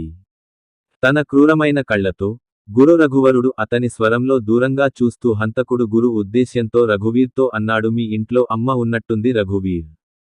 స్త్రీల వల్ల నువ్వు సోదరివి కావు. నువ్వు ఇలా మాట్లాడు కానీ నువ్వు నా జీవితంలో అతి పెద్ద తప్పు చేశాను. మీరు నా సోదరి కోసం అలాంటి పదాలు వాడతారు. మీరు ప్రయోగం చేస్తున్నారు. ఇప్పుడు దాని ఫలితం ఆరవ్ చేసిన ఈ విషయానికి మీరు బాధపడాల్సి వస్తుంది. గురు రఘువీర్ మళ్ళీ గట్టిగా నవ్వాడు. హ్యూయ్ అవును అవును బేబీ ఊహించవచ్చు అని చెప్పాడు. మీరు ఎక్కడున్నారో మరిచిపోయారు కానీ మీరు ఈ క్షణంలో నా ముందు ఉన్నారు మరియు నా మనుషులందరూ నిన్ను చంపాలనుకుంటున్నారు. నీ మెడ మీద కత్తి ఉంది. మీ యొక్క స్వల్ప కదలిక కూడా మీరు నన్ను నిశ్శబ్దంగా 5 బిలియన్లు చంపవచ్చు. డాలర్ చెక్కుపై సంతకం చేసి రేపటిలోగా నాకు ఇవ్వండి. మీ సోదరి మీ ఇంట్లో సురక్షితంగా ఉంది. నా కోరిక మేరకు పంపిస్తాను. నేను మనిషిని. నా గురించి ఎప్పుడూ మాట్లాడుకోను. ముఖార్త గురు రఘువర శ్రవణం తర్వాత ఆరవ్ ముఖంలో పైశాచిక చిరునవ్వు కనిపిస్తుంది. అతను తన కంటి మూలలో నుండి 4 మనుషులను చూస్తున్నాడు. ఆపై చేయి పైకెత్తాడు. మెల్లగా ఆ 4 కత్తుల మీద పెట్టాడు. 4కి వెంటనే ఆరవ్ చేయి ఇస్తుంది. అతను కత్తులు ముట్టుకుంటే 4 కత్తులు గాజు ముక్కలా పగిలిపోతుంది మరియు పొడి రూపంలో ముక్కలు చేయండి. ఈ దృశ్యం చూసి 4 వెళ్ళిపోయారు. బాడీగార్డు కళ్ళు పెద్దవి చేసి ఉన్నాయి. నా కళ్లను నమ్మలేకపోయాను. అయితే ఆరవ్ ఇక్కడితో ఆగలేదు. ముందుకు కదిలాడు. ఆ 4 బాడీగార్డుల ఛాతీపై పెరుగుతోంది. ఆరవ్ పంచ్ ప్రతి పంచ్ను ఎంతగానో కొడుతుంది. ఒక దెబ్బలో అతను మరింత శక్తివంతంగా ఉన్నాడు. 4 అంగరక్షకులు చాలా దూరం ఎగిరిపోయారు. అతను పడిపోయాడు మరియు అతని ఛాతీ తీవ్రంగా గాయపడింది. మరియు అతని నోటి నుండి రక్తం వచ్చింది. ఈ సమయంలో ఆరవ్ ప్రదర్శించిన బలం ఆమెను చూసి గురు రఘువరుడు స్వయంగా ప్రాణాలు కోల్పోయాడు. నేను గురువు రఘువీర్లో బాగా ఇరుక్కుపోయాను. ఈ 4 కత్తుల తర్వాత ఎన్ని ఉన్నాయో తెలిసింది. ఈ 4ంటికి ఒకసారి ఇది మరింత ప్రమాదకరం. మీ చేతిలో కత్తి ఉంటే మీరు 100 మందిని ఎదుర్కొంటారు. జనం గుంపుగా వచ్చినా అతను వస్తాడు, ఈ నలుగురు అతన్ని చంపేస్తారు. నిపుణుడు mortal rank martial arts saint అమర వర్గానికి చెందిన యోధుడు చాలా ప్రమాదకరంగా మారడానికి కేవలం అడుగు దూరంలో ఉన్నారు. ఆరవ్ కేవలం ఒక్క పంచ్తో యోధులను ఓడించాడు. గురు రఘువీర్ ఆరవ్ను హత్య చేశాడు. ఇంత పవర్ ఫుల్ గా ఉంటుందని ఊహించలేదు. నలుగురిని చంపిన తర్వాత అక్కడే ఉంది రఘువీర్ ముందు కుర్చీలో ఆరవ్ గురు. అతను వెళ్లి కూర్చుని ఆపై గురువు రఘువీర్తో మాట్లాడటం ప్రారంభిస్తాడు. కళ్లలోకి చూస్తూ సీరియస్ గా చెప్పింది, కాబట్టి గురు రఘువీర్, ఇప్పుడు నేను మీతో పాయింట్ 2 మాట్లాడతాను. నేను ఇప్పుడు చాలా నిశ్శబ్దంగా ఎత్తి చూపుతాను. నువ్వైతే నా చెల్లెలు ఎక్కడ ఉందో చెప్పు. మీకు డబ్బు కావాలంటే నేను ఇవ్వడానికి సిద్ధంగా ఉన్నాను. ప్రస్తుతం నా సోదరి సురక్షితంగా ఉందని నిర్ధారించుకోండి. నా సోదరి మృతదేహాన్ని నా ముందుకి తీసుకువస్తే కానీ మీకు చిన్న గీత పడితే శరీరంపై 10 రెట్లు ఎక్కువ గాయాలు ఉంటాయి. అందుకే మౌనంగా అక్కని తీసుకురండి. గురువు ఆరవ్ మాటల వెనక నుంచి రఘువీర్ వస్తున్నాడు. ఆరవ్ హంతక ఉద్దేశాన్ని అనుభవించగలిగాడు. ప్రతి పదానికి భిన్నమైన బరువు ఉంటుంది. అతను శక్తివంతమైన వ్యక్తి అని స్పష్టమైంది. ఆరవ్ చెప్పినదే గురు రఘువీర్. గురు రఘువీర్ ఏదో వినడానికి మరియు చెప్పడానికి సిద్ధంగా ఉన్నాడు. అంతకు ముందు గది లోపల ఒక అందమైన స్త్రీ ఉంది. అమ్మాయి లోపలికి వచ్చి ఆ అమ్మాయి మెడపైకి వచ్చింది. ఈ సమయంలో అతనికి ఒక పదునైన బాకు తగిలింది. బాలిక పెదవులపై వెడల్పాటి టేప్ కూడా పెట్టారు. తద్వారా అతను ఎటువంటి శబ్దం చేయలేకపోయాడు. మరియు ఆ అమ్మాయిని చూడగానే వెంటనే గుర్తించాను. ఎందుకంటే అది అతని సోదరి మనీషా. కానీ ఆమె తన సోదరి వెనుక మరొకటి ఉండటం చూసి ఆశ్చర్యపోయాడు. ఆమె చేతిలో ఒక అందమైన అమ్మాయి ఉంది. అతని సోదరి మెడపై బాకు ఉంది. కానీ ఆ అమ్మాయి కళ్ళు మాత్రమే కనిపించాయి. ఆ అమ్మాయి కారే కళ్ళు కొడుతోంది. నల్లటి బిగుతైన బట్టలు వేసుకున్న అమ్మాయి. ఆ అమ్మాయి ఫిగర్ గురించి స్పష్టమైన ఆలోచన వచ్చింది. ఆ అమ్మాయి ఎంత అని అంచనా వేశారు. ఆమె పుస్సీ హాట్ మరియు సెక్సీగా ఉంది. బొమ్మ ఎవరినైనా ఆకర్షించగలదు. ఆ అమ్మాయి శరీరం నల్లటి దుస్తులతో కప్పబడి ఉన్నప్పటికీ కానీ ఆ బ్లాక్ టైట్ ఆమె శరీరం యొక్క ప్రతి వంపు దుస్తులలో స్పష్టంగా కనిపించింది. ఆమెకు గుండ్రంగా పెరిగిన ఛాతీని ఇస్తున్నాడు. ఆమె సన్నని నడుము మరియు ఆమె బరువైన పిరుదులు ఆకర్షించడానికి సరిపోతుంది. ఆకర్షణీయంగా ఉన్నాయి. కానీ ఆ అమ్మాయిని చూసిన తర్వాత ఆరవ్కి కూడా తేడా అనిపించలేదు. కానీ ఈ సమయంలో అతను తన సోదరి గురించి ఆందోళన చెందాడు. కానీ నలుపు రంగులో ఉన్న అమ్మాయిని ఒక్కసారి చూడండి. దీని తర్వాత అతను తనలాగే భావించాడు. ఆ అమ్మాయి మరుసటి క్షణంలో ఆ అమ్మాయికి తెలుసు. తన మనోహరమైన మరియు మత్తెక్కించే స్వరంలో ఆరవ్ వైపు చూస్తుండగానే అన్నాడు, యువరాజ్ ఆరవ్ సింగ్, మీ సోదరి గురించి మీరు ఏమనుకున్నారు? దీని కోసం నేను $5 బిలియన్ విత్డ్రా చేయలేను. నా అభిప్రాయం ప్రకారం మీకు ఇంత డబ్బు సరిపోదు. చాలా మంది ఉండరు. నేను ఎందుకు సరిగ్గా చెప్పాను? ఆ అమ్మాయి మనోహరమైన మరియు మత్తెక్కించే స్వరాన్ని వినండి. అరబ్ ఆ అమ్మాయి వైపు ఆశ్చర్యంగా చూశాడు. సుమారు 5 నిమిషాల తర్వాత బిలియన్ సర్ప్రైజ్లలా అనిపిస్తుంది. అతను ఆ అమ్మాయికి ఇది నువ్వే అని అంటాడు. ఈ మొత్తం ప్లానింగ్ వెనుక నువ్వే ఉన్నావు. నేను ఆ సమయంలో నీకు ఎంత పిచ్చి. ఆఫ్రికా పంపించే బదులు చంపి ఉండాల్సింది. సరే, మీరు డబ్బులో కూరుకుపోతారని నేను అనుకోలేదు. ఆరవ్ మాటలు అధికారం కోసం చాలా దిగజారిపోతాయి. అది విన్న తర్వాత ఆ అమ్మాయి తమాషాగా చెప్పింది. ఆమె అర్ఫ్తో చెప్పింది, నీకు మంచి బుద్ధి ఉంది. మరియు చాలా త్వరగా నేను కూడా ఈ ఆట అర్థం చేసుకున్నాను. బట్ వెల్ యుకు సూత్రధారి ఎవరు? దీన్ని అర్థం చేసుకోవడానికి కొంత సమయం పట్టింది. మరియు ఇక్కడ విషయానికి ఉంది, మనలో ఎవరైనా ఆఫ్రికాకు వెళ్లాలనుకుంటే ఆఫ్రికాకు కూడా వెళ్లలేదు. మరియు మీరు నా ముందు ఉన్నారు. డబ్బు, అధికారం అనే విషయాన్ని పక్కన పెట్టండి. ఎందుకంటే మీకు డబ్బు ఉన్న వెంటనే మరియు మీరు మా కుటుంబం మొత్తానికి శక్తిని తెచ్చారు. నాశనం మరియు మీరు కలిగి ఉన్నప్పుడు డబ్బు, అధికారం లేకుంటే మీరే మా కుటుంబం కోసం సేవకుడిలా పనిచేశాడు. కానీ నువ్వు ఒక్కడివి అని నేను కూడా అనుకోలేదు. అంత పెద్ద కుటుంబానికి యువరాజుగా మారాడు. అది నాకు వదిలేసి నా ఆట నీకు ఎలా నచ్చిందో చెప్పు. ఆ మహిళ మాటలు విన్న తర్వాత ఆరవ్కి చాలా బాధ కలిగింది. ఊపిరి పీల్చుకుని తన ముందున్న టేబుల్ వైపు చూశాడు. వేళ్ల నుంచి 1-2 తడులు రావడం మొదలవుతుంది. ఇలా ఒక్కసారి చేసి ఆరవ్ మెడ పైకెత్తాడు. ఆ స్త్రీని చూసి అతని గొంతు ఎలాంటి భావోద్వేగం లేకుండా చెబుతున్నాను, కపూర్ కుటుంబానికి స్నేహ కపూర్ 3వ కుమారుడు. సంజీవ్ కపూర్ మరియు మీనా కపూర్ల ఏకైక కుమార్తె స్నేహ కపూర్. నిన్ను బ్రతికించాను మీ దివంగత తాత ఒక్కరే ధీరజ్ కపూర్ వల్లే నేను వెళ్లిపోయానని అనుకున్నాను. మీరు ఆఫ్రికాకు వెళ్తున్నప్పటికీ కానీ కనీసం మీరు మీ వంశాన్ని కొనసాగించారు. కావచ్చు కానీ మీలో ఒకరు కావచ్చు. నా ఉద్దేశ్యం అర్థం కాలేదు మరియు మళ్ళీ వచ్చింది. ఆరవ్ తన అభిప్రాయాలు చెప్పి నాతో గొడవకు దిగాడు.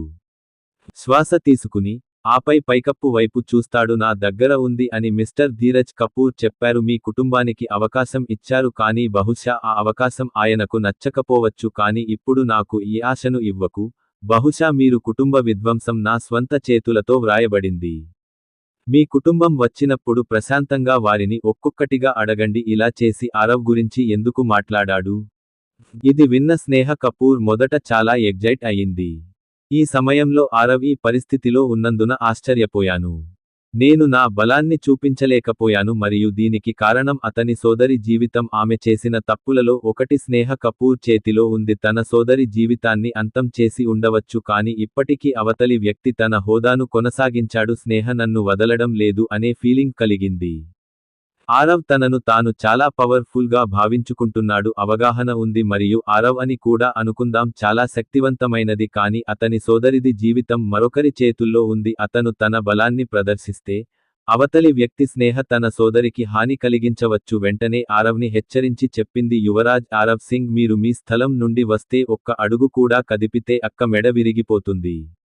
నేను నిన్ను చెదరగొడతాను. కాబట్టి మీరు వేసే ప్రతి అడుగు గురించి ఆలోచించండి. మీరు నాకు $5 బిలియన్ ఇస్తే రేపు ఉదయం వరకు ఇస్తే మీ అక్క సురక్షితంగా మరియు ఉంటే మీ ఇంటికి చేరుకుంటుంది. మీరు దీన్ని చేయకూడదనుకున్నా నువ్వు మమ్మల్ని చంపు కానీ నువ్వు ఈ స్నేహ వల్ల చెల్లి కూడా బ్రతకదు. ఈ విషయానికి ఆరవ్ని కదిలించింది. మొదటిది నమ్మలేకపోయాను. ఆ అమ్మాయిని ఇలాగే ప్రేమించాడు. ఆమె డబ్బు కోసం మరొకరి వద్దకు వెళ్తుంది. అమ్మాయిని కూడా చంపేందుకు సిద్ధమయ్యాడు. అరబ్ తన గురించి ఆందోళన చెందనప్పటికీ కానీ అతను అలాంటి చర్య తీసుకోవడానికి ఇష్టపడడు. దీంతో అతని సోదరి మనీషా చిక్కుల్లో పడింది. స్నేహ చెప్పిన ఈ మాటలు ఆరవ్ హృదయానికి చేరాయి. అతను నాకు నిప్పు పెట్టాడు.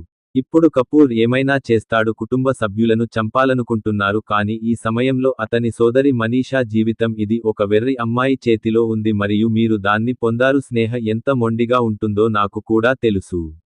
ఆమె పాటించకపోతే అమ్మాయి కాబట్టి ఆమె ఏదైనా చేయగలదు. ఆరవ్ ఒక లోతైన శ్వాస తీసుకుంటాడు. తీసుకెళ్తున్నప్పుడు ఆపై తనను తాను శాంతింపజేస్తాడు. మీ జేబులోంచి చెక్కు తీసి సంతకం చేయండి. ఆ చెక్కుపై $5 బిలియన్ ఇస్తుంది. మొత్తం భారతీయ కరెన్సీలో వ్రాయబడింది. చెక్కుపై సంతకం దాదాపు రూ.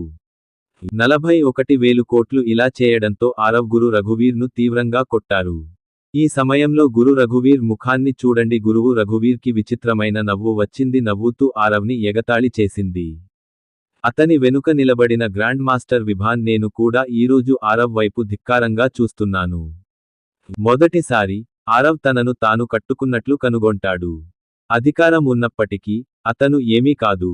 అతను అందరూ ఇక్కడ ఉన్నప్పటికీ ప్రజలను సులభంగా చంపగలడు. కానీ అతను తన సోదరి ఉంటే భయపడ్డాడు. కొన్ని చర్య కారణంగా అతని సోదరికి ఏదో జరుగుతుంది కాబట్టి అతను తనను తాను క్షమించుకోడు. గురు రఘువీర్ ఆరవ్ ఇచ్చిన అదే అందుతుంది. వెంటనే వెళ్లి చెక్కు తీసుకో. ఆ చెక్కులో ఆరవ్ పెట్టాడని బాగా తెలుసు.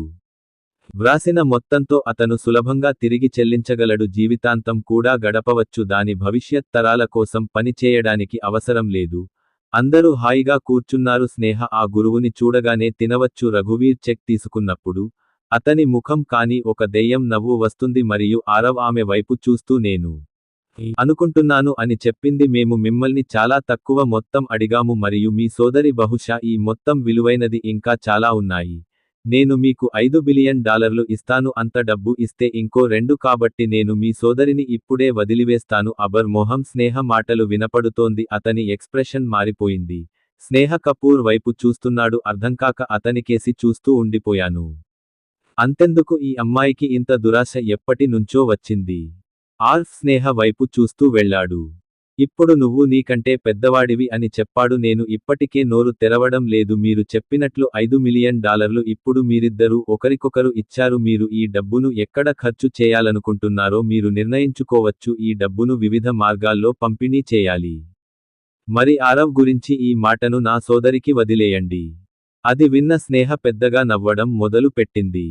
అని యువరాజ్ ఆరవ్ సింగ్ నవ్వుతూ చెప్పాడు. మేము $5 బిలియన్ల పిచ్చివాళ్లమని మీరు అనుకుంటున్నారా? డాలర్ నాకు ఏమి మేలు చేస్తుంది? మీ లియో కుటుంబానికి చెందిన నెట్వర్క్ అని తెలుసుకోండి. 10 తీసుకుంటే $800 బిలియన్. మీరు $1 బిలియన్ ఉపసంహరించుకుంటే మీరు దాని నుండి కొంత పొందుతారు. స్నేహకు పెద్దగా తేడా ఉండదు. ప్రసంగం విన్న అరబ్ నవ్వుతూ వ్యాపార కుటుంబానికి చెందిన వారే అయినప్పటికీ చెప్పుకుంటారు, నీ మనసు చెత్తతో నిండిపోయింది. అది మీకు బాగా తెలిసి ఉండాలి. లిక్విడ్ ఫండ్ మరియు నెట్వర్క్ మధ్య తేడా ఏమిటి అంటే $800 బిలియన్ నెట్వర్క్. మా కుటుంబం మొత్తం ఆస్తులు కలిపి మా కంపెనీ మరియు మా కుటుంబం యొక్క షేర్లు అన్ని రకాల ప్రాపర్టీలతో సహా ఈ మొత్తం నెట్వర్క్ నిర్మించబడింది. మరియు మీరు మాట్లాడుతున్నారు లిక్విడ్ ఫండ్ అంటే మన దగ్గర ఉన్న డబ్బు. సింగ్ కుటుంబం ఖాతా మరియు ఆ ఫండ్లో నేను ఇప్పటికే 5గురిలో నిన్ను విసిరివేశాను. నేను సింహం అయినప్పటికీ బిలియన్ల డాలర్లు ఇచ్చాను కుటుంబానికి. నేనే రాజుని కానీ అంతకంటే ఎక్కువ. సింగ్ కుటుంబం ఖాతా నుంచి నా దగ్గర డబ్బు లేదు.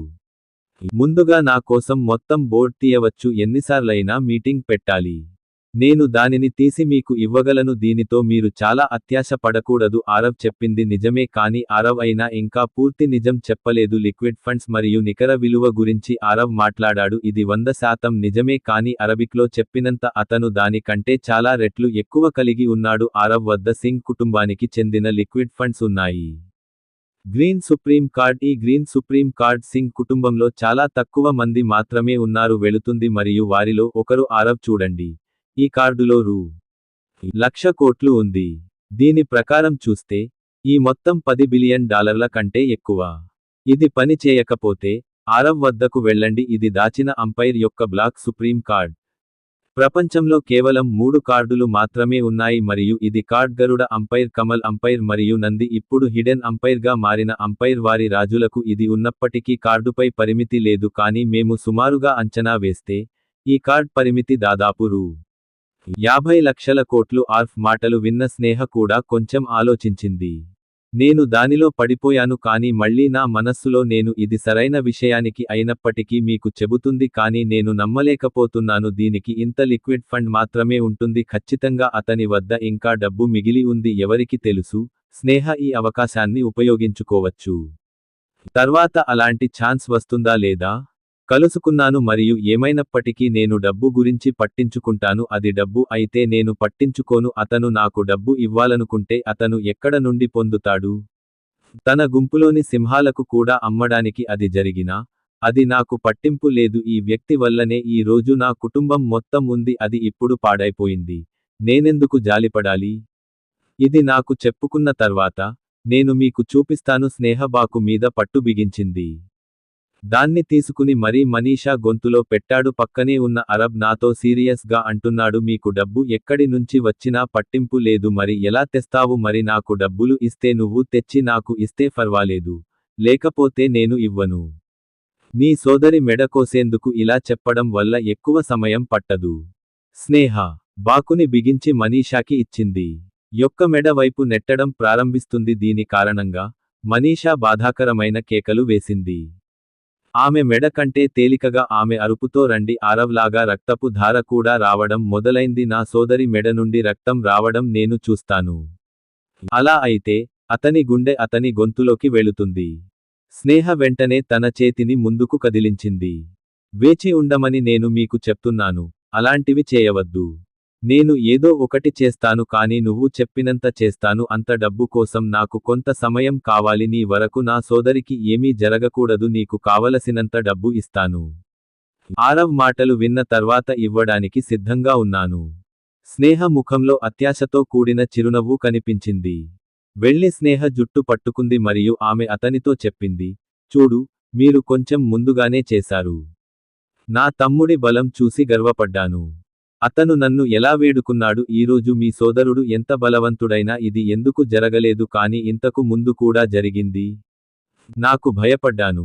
ఇంకా నాకు భయపడ్డాను మరియు మరిన్ని భయపడతారు. మరియు ఇవన్నీ ఎందుకు అని మీకు తెలుసు. నీ తమ్ముడి బలహీనత నువ్వు కాబట్టి ఇలా జరుగుతోంది. నేను మీ తమ్ముడి డబ్బుతో కనిపిస్తున్నాను. డబ్బుతో అతని గౌరవాన్ని ఎలా పాడు చేయగలను? తీసుకున్న తర్వాత దాని మోకాళ్లపై ప్రవహిస్తే నా పేరు కూడా స్నేహ కపూర్ కాదు. ఈ సమయంలో మనీష్ నొప్పితో అరిచాడు, కానీ అతని కళ్లలో ఇంకా నమ్మకం ఉంది. నేను ఇంతకు ముందు చెప్పిన విషయాన్ని స్నేహ కపూర్కి చెప్పింది. బ్రతికి ఉంటే ఇప్పటికీ అదే చెబుతున్నాను. మీరు ఉండాలనుకుంటే నన్ను వదిలేయండి, లేకపోతే అది నాది సోదరా. నేను నిన్ను ఇప్పుడు సజీవంగా పాతిపెడతాను. నా సోదరుడిని ఆపగలిగేంత వరకు నేను, ఎందుకంటే నేను మీ ఆధీనంలో ఉన్నాను. కానీ ఒకసారి నేను అది వదిలేసి చూడు, అప్పుడు నా అన్న నాకు ఏం చెబుతాడో. ఒకసారి స్పృహలోకి వచ్చిన తర్వాత ఎప్పుడైనా మనీషాకు స్త్రీ పురుష భేదం కనిపించదు. ఇది విన్న స్నేహ ఆ గార్డుపై దాడి చేసింది. అతను చాలా కోపంగా ఉంటాడు కాబట్టి అతను ఆమె జుట్టును కత్తిరించాడు. పట్టుకుని లాగడం వల్ల మనీషా ఈ అరుపు నన్ను కేకలు వేస్తుంది. ఆరవ్ కోపానికి ఆజ్యం పోసేందుకు ఒకరిని ఉపయోగించారు. ఇప్పటి వరకు ఆరవ్ తన కోపాన్ని తగ్గించుకున్నాడు. మనీషా ఈ అరుపుకి ప్రశాంతంగా కూర్చుంది. అగ్నిపర్వతం విస్ఫోటనం చెందింది. కళ్ళు కోపంతో ఎర్రబడ్డాయి. స్నేహ కళ్ళు ఎర్రగా గోధుమ రంగులోకి మారుతున్నాయి. అర్ఫ్ వెంటనే తన స్థలం నుండి లేచి నిలబడ్డాడు. స్నేహ మెరుపు కంటే వేగంగా గడిచిపోయింది. మనీషా గొంతుపై ఉన్న బాకుపైకి వెళ్ళండి. తన వేళ్లలో ఒకదానిని ఉంచుతుంది. ఆ వెంటనే బాకు ముక్కలైంది. నేల మీద పడతాడు మరియు ఎవరికీ ఏమీ అర్థం కాలేదు. అంతకు ముందు కూడా అతని మరో చేతి అరబ్బు ఆమె మెడ నుండి స్నేహను ఉపయోగించడం ద్వారా ఈ మొత్తం ప్రక్రియను పట్టుకుని పైకి లేపుతుంది. ఆరవ్ దీన్ని చేయడానికి కేవలం అరసెకను మాత్రమే తీసుకున్నాడు. ఆరవ్ అని స్నేహకు తెలుసు అని అనిపించినా అతను చాలా శక్తివంతమైనవాడు.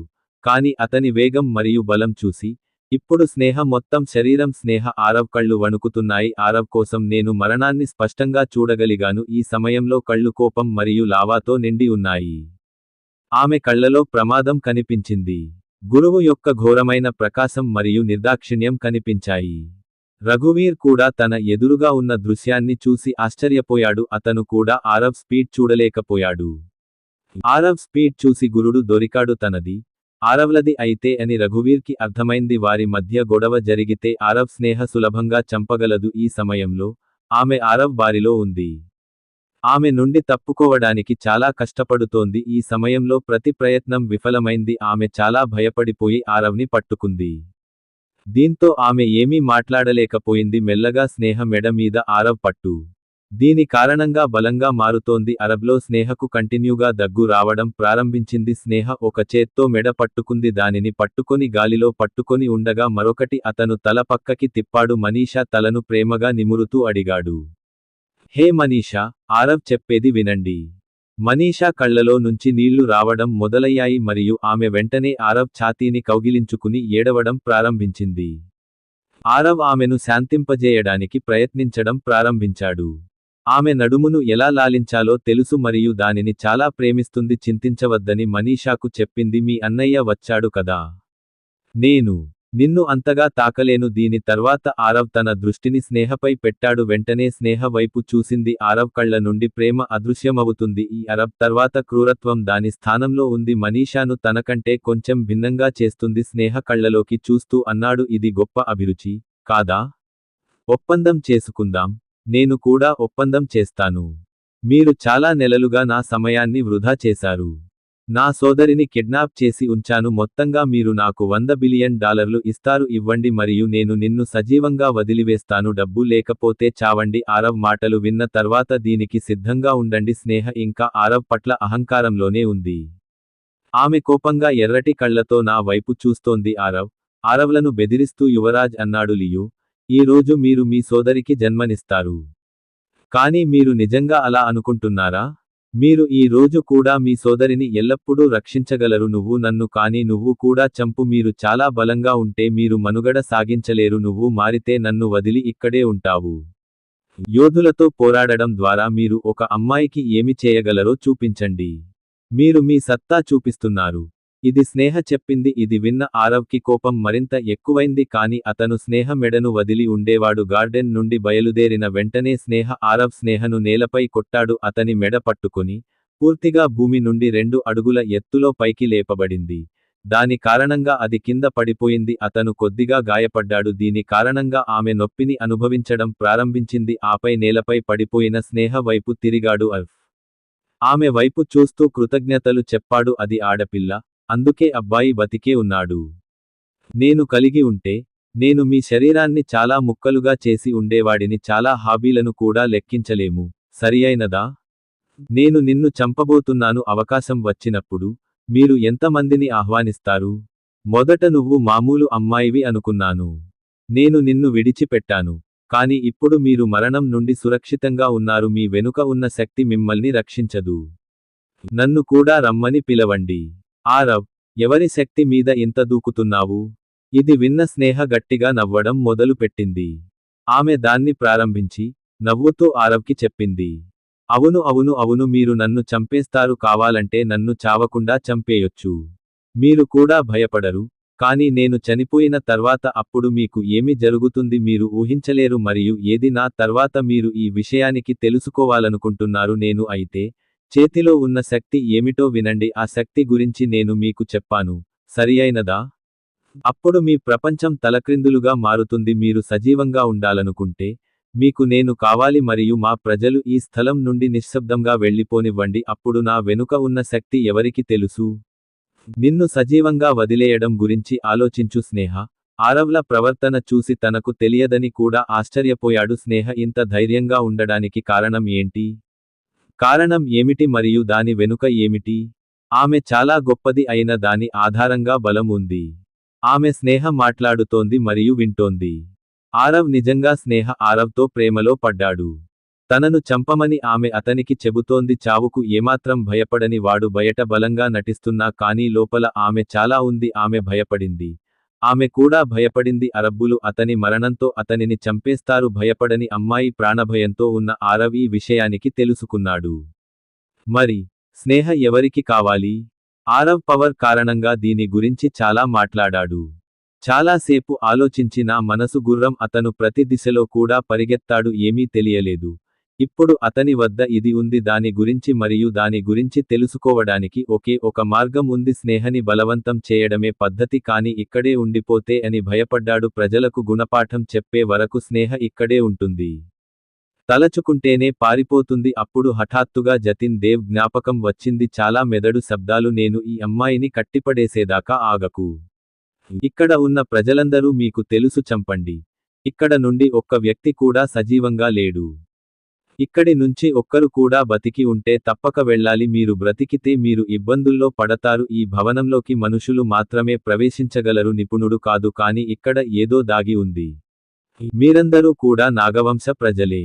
అప్పటి వరకు నేను ఈ అమ్మాయిని చంపాలి మరియు నేను అకస్మాత్తుగా ఈ వృద్ధుడిని చూశాను అరబ్ తన మనసులో జతిన్ దేవ్ గొంతు వింటున్నాడు ఆ ఉంగరం అయినా జతిన్ దేవ్ ఆశ్చర్యపోయాడు జీవించాడు కాని అతను చాలా శక్తివంతమైనవాడు మీ చుట్టూ జరుగుతున్న ప్రతిదానిపై అతను జతిన్ దేవ్ మాటలను గమనిస్తూనే ఉన్నాడు ఇది విన్న ఆరవ్ చాలా ఆశ్చర్యపోయాడు ఈ భవనాన్ని నమ్మలేకపోయాను మనుషులతో పాటు పాము వంశానికి చెందిన వారు కూడా ఉన్నారు ఆరవ్ హాజరవుతాడని అర్థమైంది. నేను అనుకున్నదానికంటే దారుణంగా ఉంది చూస్తే సీరియస్ గా ఉంది. నాగవంశ్ నుంచి బ్లాక్ సోల్ కమ్యూనిటీకి సంబంధించిన విషయానికి కూడా అంతకన్నా సీరియస్ గా ఆరవ్కి ఎలాంటి సంబంధం లేదు. అతను మాట్లాడటం చూస్తుంటే స్నేహకి అనిపించింది ఆమె మాటలు విని ఆరవ్ భయపడ్డాడు బస్ ఇక్కడి నుంచి ఎలా వచ్చిందని ఆశ్చర్యంగా ఉంది అందుకే స్నేహ మళ్ళీ ఆరవ్ వైపు వెళ్తుంది. చూస్తుంటే కాని ఈసారి వేరే అహంకారంతో నేను అరబ్కి చెప్తున్నాను. అరబ్ని చూడు, నాకు తెలుసు. నా మాటలు విని నువ్వు చాలా భయపడ్డావు. కానీ మీరు భయపడాల్సిన అవసరం లేదు మీరు నిశ్శబ్దంగా నాకు ఆ మొత్తానికి చెక్ ఇస్తే ఇంతకు ముందు నువ్వు నాకు ఇచ్చేది నాకు ఇవ్వు మీరు ఇక్కడి నుండి మా మనుషుల్లో ఎవరైనా వెళ్ళవచ్చు మీపై దాడి చేయరు మీరు సురక్షితంగా ఉన్నారు మీరు మీ సోదరితో ఇక్కడ నుండి బయలుదేరవచ్చు. ఆరవ్ తనదేనన్న ఫీలింగ్ కలిగింది స్నేహ ఇది విన్న వెంటనే అంగీకరిస్తారు కానీ బహుశా స్నేహపై చాలా అంచనాలు ఉన్నాయి స్నేహ మాటలు విన్న ఆరవ్ ఆలోచనల నుండి బయటకి వచ్చి స్నేహ వైపు వస్తుంది ఇది చూస్తూ చిన్నగా నవ్వాడు ఆరవ్ ముస్కాన్ని చూసిన తర్వాత స్నేహకు చాలా వింతగా అనిపిస్తోంది కాని ఇది గురు రఘువీర్ ఆరవ్ చిరునవ్వు వెనుక దాగి ఉన్న హంతక ఉద్దేశం గురు రఘువీర్ ఆరవ్ అనుభూతిని పొందగలిగాడు ప్రశాంతమైన కంటిలో పెద్ద ప్రమాదకరమైన తుఫాను నేను తుఫాను యొక్క పట్టును అనుభవించగలిగాను నా దారికి ఏది వచ్చినా అతను దానిని నాశనం చేసి ఉంచుతాడు. ఆరవ్ కళ్ళు సముద్రంలా ప్రశాంతంగా ఉంటాయి ఈ క్షణంలో అలా అనిపించింది సముద్రంలో ఉధృతంగా ఉన్న నీరు భారీ అలలను సృష్టించింది మరియు ఇది ఇలా అలలు భూమి వ్యాపించి భూమిని చుట్టుముట్టింది. ఆమె తదుపరి క్షణంలో ప్రతిదీ నాశనం చేస్తుంది ఆరవ్ ధరించిన ఉంగరం లోపల నుంచి రెండు తెల్లని గుర్తులు ఆ కిరణాల నుండి వెలువడే రంగు కిరణాలు. మొదటి రెండు రక్తపు పాముల బుసలు కొట్టే శబ్దం ఆ ఇద్దరు తెలుపు రంగుల ఈలలు వినిపించాయి. గురు రఘువీర్కి కిరణాలలో ఒకటి అది చేరుతుంది మరియు ఒక కిరణం స్నేహను చేరుతుంది రెండూ పాములే అనిపించిన గర్జన స్పష్టంగా వినిపించింది కాని అప్పటి వరకు అతను దాని గురించి కొంత అర్థం చేసుకోగలిగాడు అంతకుముందే కిరణం వెళ్లి కొట్టింది. అయితే ఆ కిరణం ఢీకొనడంతో వారు ఇలా భావించేదేమీ అనుభూతి చెందరు, వారిపై దాడి వృధా అయినట్లే. దాని గురించి ఆలోచించడం వారి ముఖాలను మార్చింది. అతను నవ్వడం ప్రారంభించాడు, కానీ మరుసటి క్షణం అతను చిరునవ్వు స్నేహ మరియు గురు అదృశ్యమైంది. రఘువీర్ వెంటనే మెడ వంచాడు. మీ శరీరాన్ని చూడండి, మీ శరీరాన్ని చూడండి. వారు దానిని చూసిన క్షణం వారి శ్వాస వేగంగా మారుతుంది. ఈ సమయంలో అతను ఏమి చూస్తున్నాడు అది చూసి అతని ప్రాణం గొంతులో కూరుకుపోయింది. ఆరవ్ రింగ్ లోపల నుండి అతను వెంటనే 2 తెల్ల కిరణాలు బయటకు వస్తే ఆరవ్ గ్రాండ్ మాస్టర్ విభాన్ ఆలస్యం చేయకుండా వెంటనే ముందు మరియు చాలా క్రూరంగా చేరుకుంటుంది. అతని చేతిని వారి శరీరం మీదుగా పంపుతాడు మరియు ఒక స్ట్రోక్తో అది వారి ఛాతీని ముక్కలు చేస్తుంది. వారిని చంపుతుంది. గ్రాండ్ మాస్టర్ విభాన్ చేతులు అతని శరీరానికి అడ్డంగా ఉన్నాయి, దీంతో ఆరవ్ చేతులు పూర్తిగా రక్తంతో నిండిపోయాయి. ఆ సమయంలో ఆరవ్ చేయి నరకంలా మారింది. ఆరవ్ దెయ్యం చేతిలా కనిపించాడు. ఖచ్చితంగా స్నేహ మరియు గురు రఘువీర్పై శ్రద్ధ పెట్టలేదు. బాగా తెలుసు జతిన్ దేవ్ వాటిని బాగా నిర్వహించగలడు. అతను కూడా జతిన్ ఉంటే నమ్మాడు, దేవుడనుకుంటే రెప్పపాటుతో ఇద్దరూ చచ్చిపోతారు. జతిన్ దేవ్ను కానీ జతిన్ దేవ్ని కూడా దించగలడు. ఆరవ్ స్నేహ మరియు గురు రఘువీర్ల నుండి వచ్చారని తెలుసు. వారి వెనుక ఉన్న శక్తి గురించి ప్రశ్నలు, అందుకే వారిని చంపేస్తాడు అని అడగాలనుకుంటాడు. గురు రఘువీర్ కుడి చేతిని ఆరవ్ కొట్టలేదు. గ్రాండ్ మాస్టర్ విభాన్ని చంపిన తర్వాత తోడేలు లాగా యోధులపైకి దూసుకెళ్ళింది. ఆరవ్ చేయి ఏ యోధుడిపై పడుతుందో తెలుసా? లేదా ఆ యోధుడు తీవ్రంగా గాయపడి ఉండేవాడు, అతను చంపబడతాడు, లేదా అతని ముందు భూమి వ్యవస్థ యొక్క యోధుడు ఉన్నాడు. యోధులు ఏమీ కాదు, వారు తక్కువ తరగతి. నేను కూడా పైన 4 విభాగాల యోధుడిని, కాబట్టి అతని మార్షల్స్ ముందు మర్త్య యోధుడు. అతను కళా రంగాలలో నిపుణుడు. మొదట్లో ఆరవ్ చిన్నపిల్లాడిలా ఉండేవాడు. నా ఒట్టి చేతులతో అందరితో పోరాడుతున్నాను, కానీ ఇక్కడ ఉన్న శత్రువుల గురించి ఆ సంఖ్య ఇప్పుడు ఆరవ్ కారణంగా చాలా ఎక్కువగా ఉంది. ఈ భవనంలో ఇబ్బంది పడింది శత్రువుల సంఖ్య 100 కాదు 200. నిజానికి వేలల్లో ఆరవ్కి బాగా తెలుసు. వాడు ఇలాగే పోట్లాడుకుంటూ పోతే చాలా బాగుంటుంది అనుకున్నాను. ఆరవ్ త్వరలో అందరినీ చంపి అలసిపోతాడు. ఇప్పుడు చంపడానికి నాగ్ శక్తి, గ్రంథ్ శక్తి. అతను తన శత్రువుల నుండి మేల్కొంటాడు. పోట్లాడుకుంటుంటే మనసులో మంత్రం గొనుక్కున్నాను. ఆరవ్కి 2 నిమిషాల తర్వాత ఇలాగే జరిగింది. అతను మంత్రం యొక్క చివరి పదాలను ఉచ్చరిస్తే అతనిది శరీరంలో శక్తి యొక్క భారీ పేలుడు ఉంది. హఠాత్తుగా ఆరవ్ తనలాగే ఫీల్ అయ్యాడు. శరీరంలోని పాముల గుత్తిని ఎవరో చంపేశారు. నేను ఆమె సిరలు వాపు మరియు మందంగా ఉంచాను మరియు ఆమె శరీరం స్పష్టంగా కనిపించింది, కానీ ప్రస్తుతం ఉన్న మత్తు కూడా కొన్ని పాముల పోటులా ఉంటుంది. ఆరవ్ కళ్ళు పాము కళ్ళలా కనిపించాయి మరియు దాని బలంతో భారీ పేలుడు సంభవించింది. ఇది పెరిగింది. శక్తిని అనుభవించిన ఆరవ్ తన శత్రువులను ఓడించాడు మరియు త్వరగా పూర్తి చేయడం ప్రారంభించాడు. ఈ సమయంలో భవనంలో అరుపులు వినిపించాయి. చాలా మంది యోధులు ఆరవ్ని చంపాలనుకున్నారు. అతని వైపు పరిగెత్తారు మరియు చాలా మంది ఉన్నారు. యోధుడు తన ప్రాణాలను కాపాడుకోవడానికి భవనం నుండి తప్పించుకున్నాడు. ఆరవ్ రనౌట్ చేయడానికి ప్రయత్నించారు, అందుకే ఇక్కడ నుంచి ఎవరినీ బయటకు రానివ్వకూడదు. ఇవ్వగలను, అందుకే ఆగకుండా కొనసాగించాడు. మనుషులను చంపాలనేది ఆరవ్ ప్లాన్. మృతదేహం చనిపోయిన వారి రక్తంతో తడిసిపోయింది. ఆరవ్ నేలపై రక్తపు మడుగులా తయారయ్యాడు. భవనంలో ఎక్కడ చూసినా రక్తం వ్యాపించింది. ఇది జరిగింది మరియు ఇది భవనంలో చాలా ప్రమాదకరమైనది. రక్తం వాసన రక్తపు వాసనను ఎంతగానో వ్యాపించింది. మామిడిపండు అయితే మరింత ప్రమాదకరంగా మారింది. ఒక వ్యక్తి ఈ వాసనను వింటే అతని శరీరం చల్లగా మారుతుంది. ఆరవ్ ఈ సమయంలో నెత్తుటి సింహంలా పడిపోతాడు. ఒక్కడే లక్షలు సంపాదించాడు. ఆరవ్ దాదాపు కుక్కలను వేటాడగలడు. వేలాది మంది యోధులను చంపాడు, కానీ ఇప్పటికీ యోధుల సంఖ్య తక్కువగా ఉంది. ఆరవ్ ఉనికి పేరు తీసుకోలేదు. ఒంటరిగా పోరాడుతున్న యోధుడిని చూసినట్లుగా అనిపిస్తుంది. నేను సముద్రంలో మనిషిలా జీవించాను. చాలా మంది ప్రజలు నీటిని డ్రా చేయాలనుకుంటున్నారు. ఇప్పుడు ఆరవ్తో ఫైట్తో అలసిపోయాడు. అతని శరీరమంతా చెమటతో తడిసిపోయింది. అతని శరీరం అంతా ఉన్నప్పటికీ చెమటకు బదులు చాలా రక్తం కనిపించింది. అలసట అతని నల్లని వస్త్ర రేఖలను కోల్పోతుంది. యోధులందరూ ఉన్నప్పుడు ఆరవ్ కూడా జరగలేదు. నేను అకస్మాత్తుగా దాన్ని పూర్తి చేయడంలో బిజీగా ఉన్నాను. ఆమె వేలికి ఉంగరం వణుకుతోంది. ఒక్కసారిగా రింగ్ షేక్ అవ్వడంతో ఆరవ్ పూర్తిగా షాక్ అయ్యాడు. దృష్టి అనుక్తి మరియు ఈ ఒక్క క్షణం వైపు మళ్లుతుంది. చేసిన పొరపాటు ఆరవ్కి పెద్ద సమస్యగా మారింది, ఎందుకంటే ఆరవ్ దగ్గర పొడవైన పదునైన కత్తి ఉంది. ఇది ఛాతీ గుండా వెళ్లిన వెంటనే ఆ కత్తి ఆరవ్ ఛాతీని కోస్తే ఆరవ్ ఛాతీకి నోటి నుండి బాధాకరమైన అరుపు వస్తుంది. ఆరవ్ అరిచిన వెంటనే అతని మనసులో కోపంతో కూడిన శక్తివంతమైన స్వరం వినిపించింది. పిల్ల, నేను నీతో చిన్న గొడవ చేస్తానా? నీకు పాము రాజవంశం ఎవరు ఇచ్చిన తర్వాత మీరు పోరాడలేరు. నిన్ను నీచమైన రాజుగా చేశాను. మీరు ఒక తరగతి యోధుడు మరియు మీకు దైవిక శక్తులు ఉన్నాయి. అయినప్పటికీ మీకు చిన్న యోధుల వల్ల గాయాలు అవుతున్నాయి. ఈసారి గడ్డి మేయడానికి నీ మనసు పోయిందా?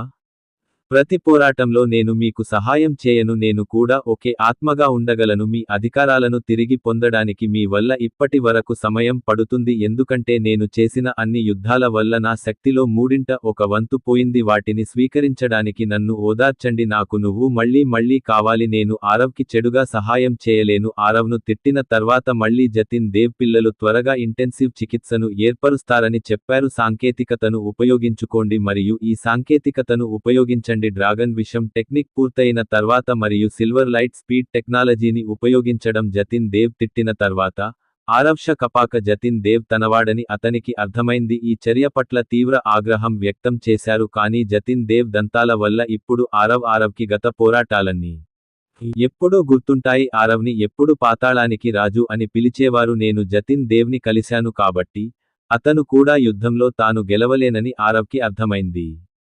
అతను బలహీనంగా మారలేదు, కానీ తనది శత్రువు బలపడ్డాడు మరియు అతను కూడా, ఎందుకంటే బలంగా ఉండాలి. భుజాలపై భారీ జిమ్ డారియాలు ఉన్నాయి. ఆరవ్ ఇప్పుడు తన మనసులో మాటను బయటపెట్టాడు. అది ముగిసిన తర్వాత అతను తన కోసం జతిన్ దేవ్ను కలిశాడు. శిక్షణ ప్రారంభించాలని అభ్యర్థించారు. అయితే ఈ సమయంలో ఆరవ్ గొడవ మధ్యలో ఉన్నాడు. జతిన్ దేవ్ ఆరవ్కి సూచనలు ఇచ్చిన వెంటనే మరియు ఎటువంటి సంకోచం లేకుండా అలా చేయాలి. ఆరవ్ వెంటనే తన శరీరం కంటే బలంగా అనిపిస్తుంది. మరియు మీ చేతులతో ఒత్తిడి మరియు ముద్రను విడుదల చేయండి. ఆరవ్ తన శరీరంతో ఒత్తిడి చేయడం ప్రారంభించాడు. ఎవరో తన వద్దకు రాకుండా దాన్ని బయటకు తీస్తున్నాడు. నేను రాలేకపోయాను మరియు అతను చాలా శాంతియుతంగా సీలు అయ్యాడు. కొన్ని మాత్రమే, ఎందుకంటే మరియు బహుశా ఏదో జరిగింది. ఆరవ్ మొత్తం సీల్ను క్షణాల్లో పూర్తి చేస్తాడు. ముద్రగడ సిద్ధమైన వెంటనే ఆరవ్ పాదాల కింద ముదురు ఆకుపచ్చ. ఈ నిర్మాణం ఖచ్చితంగా అవుతుంది. కల్ సైమన్లో ఆరవ్ ఎలా కనిపించాడో ఆమె అలాగే ఉంది. దాన్ని పరిష్కరించడానికి అకస్మాత్తుగా సృష్టించబడింది. నిర్మాణం లోపల ముదురు ఆకుపచ్చ పొగమంచు లోతుగా ఉన్నప్పటికీ క్లియర్ చేయడం ప్రారంభమవుతుంది. 1 సెంటీమీటర్ పచ్చటి పొగమంచు కూడా ఫార్మేషన్ నుంచి బయటకి రానట్లే అనిపించింది. ఆ ముదురు ఆకుపచ్చ నిర్మాణంలా ఉంది. చుట్టూ ఒక అదృశ్య అవరోధం ఏర్పడుతుంది. ఆ పొగమంచును ఆ నిర్మాణం నుండి దూరంగా ఉంచుతుంది. ఈ నిర్మాణం జరగకుండా ఆగిపోయిన వెంటనే ఆరవ్ గాయాలు ఏర్పడితే ఆరవ్ గాయాలు మానిపోతాయి. ఈ సమాచారంతో అదే విషయానికి ప్రారంభమవుతుంది. నిర్మాణం పూర్తయిన వెంటనే ఆరవ్ జతిన్ దేవ్లో వివరించిన పైథాన్ విషం సాంకేతికత యొక్క ఉపయోగం. అతను తన చేతులతో విచిత్రమైన పనులు చేస్తాడు. నమూనాలో తిప్పడం ప్రారంభమవుతుంది మరియు 3 మాత్రమే క్షణాల తర్వాత ఆరవ్ తన 2 చేతులు పైకెత్తాడు. వేగంగా కిందికి దించి వెనక్కి తిప్పుతుంది. ఈ సమయంలో ఆరవ్ మెడ పైకి కనిపిస్తుంది. మరియు అతని ఎగువ శరీరాన్ని కొద్దిగా వెనుకకు వంచండి. అతను అలా చేసిన వెంటనే జరిగింది. అతని శరీరం నుండి శక్తులు రావడం ప్రారంభిస్తాయి మరియు దాని శక్తి విప్పుతుంది మరియు వెంటనే ఇది జరిగితే అది అతని శరీరం నుండి బయటకు వస్తుంది. అతని శరీరం నుండి శక్తులు బయటకు వస్తాయి. తరువాత అది ముదురు ఊదా రంగులోకి మారుతుంది. అప్పుడు ఆ శక్తులు అతని శరీరాన్ని చుట్టుముడతాయి. ఈ సమయంలో ఆరవ్ శరీరం తిరగడం ప్రారంభించింది. ఆకుపచ్చ పొగమంచు మరియు ముదురు ఊదా ఈ సమయంలో అతని శరీరం శక్తితో నిండిపోయింది.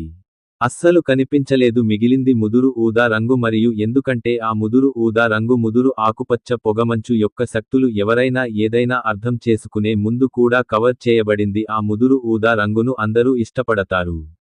శక్తి లోపల నేలపై వెండి రంగు మెరుపు ముదురు ఊదా రంగులో కనిపిస్తుంది. ఆరవ్ యొక్క శక్తి 10 మీటర్ల వ్యాసార్థం టేకింగ్ ఒక వృత్తంలో మరియు ఎప్పుడు వ్యాపించింది. ప్రజలందరికీ ఆ లోతైన ఊదా రంగు యొక్క శక్తి లోపల వెండి మెరుపు ఆరవ్ కనిపించినప్పుడు ఆ సమయంలో వెండి కాంతి స్పీడ్ని ఉపయోగించారు మరియు ఆరవ్ వెంటనే సిల్వర్ లైట్ స్పీడ్ టెక్నాలజీని ఉపయోగించారు. కాబట్టి అతని శరీరం ముదురు ఊదా శక్తులతో నిండి ఉంటుంది. రెప్పపాటుతో లాబీలో తిరుగుతున్నాడు. ఆరవ్ ఎక్కడి నుంచి బయటకు వచ్చాడో అక్కడికి వెళ్లాడు, కానీ అతని మృతదేహాలు మాత్రమే చెల్లాచెదురుగా ఉన్నాయి. ముదురు ఊదా రంగు శరీరం చుట్టూ తిరుగుతుంది. రంగు యొక్క శక్తి కాదు.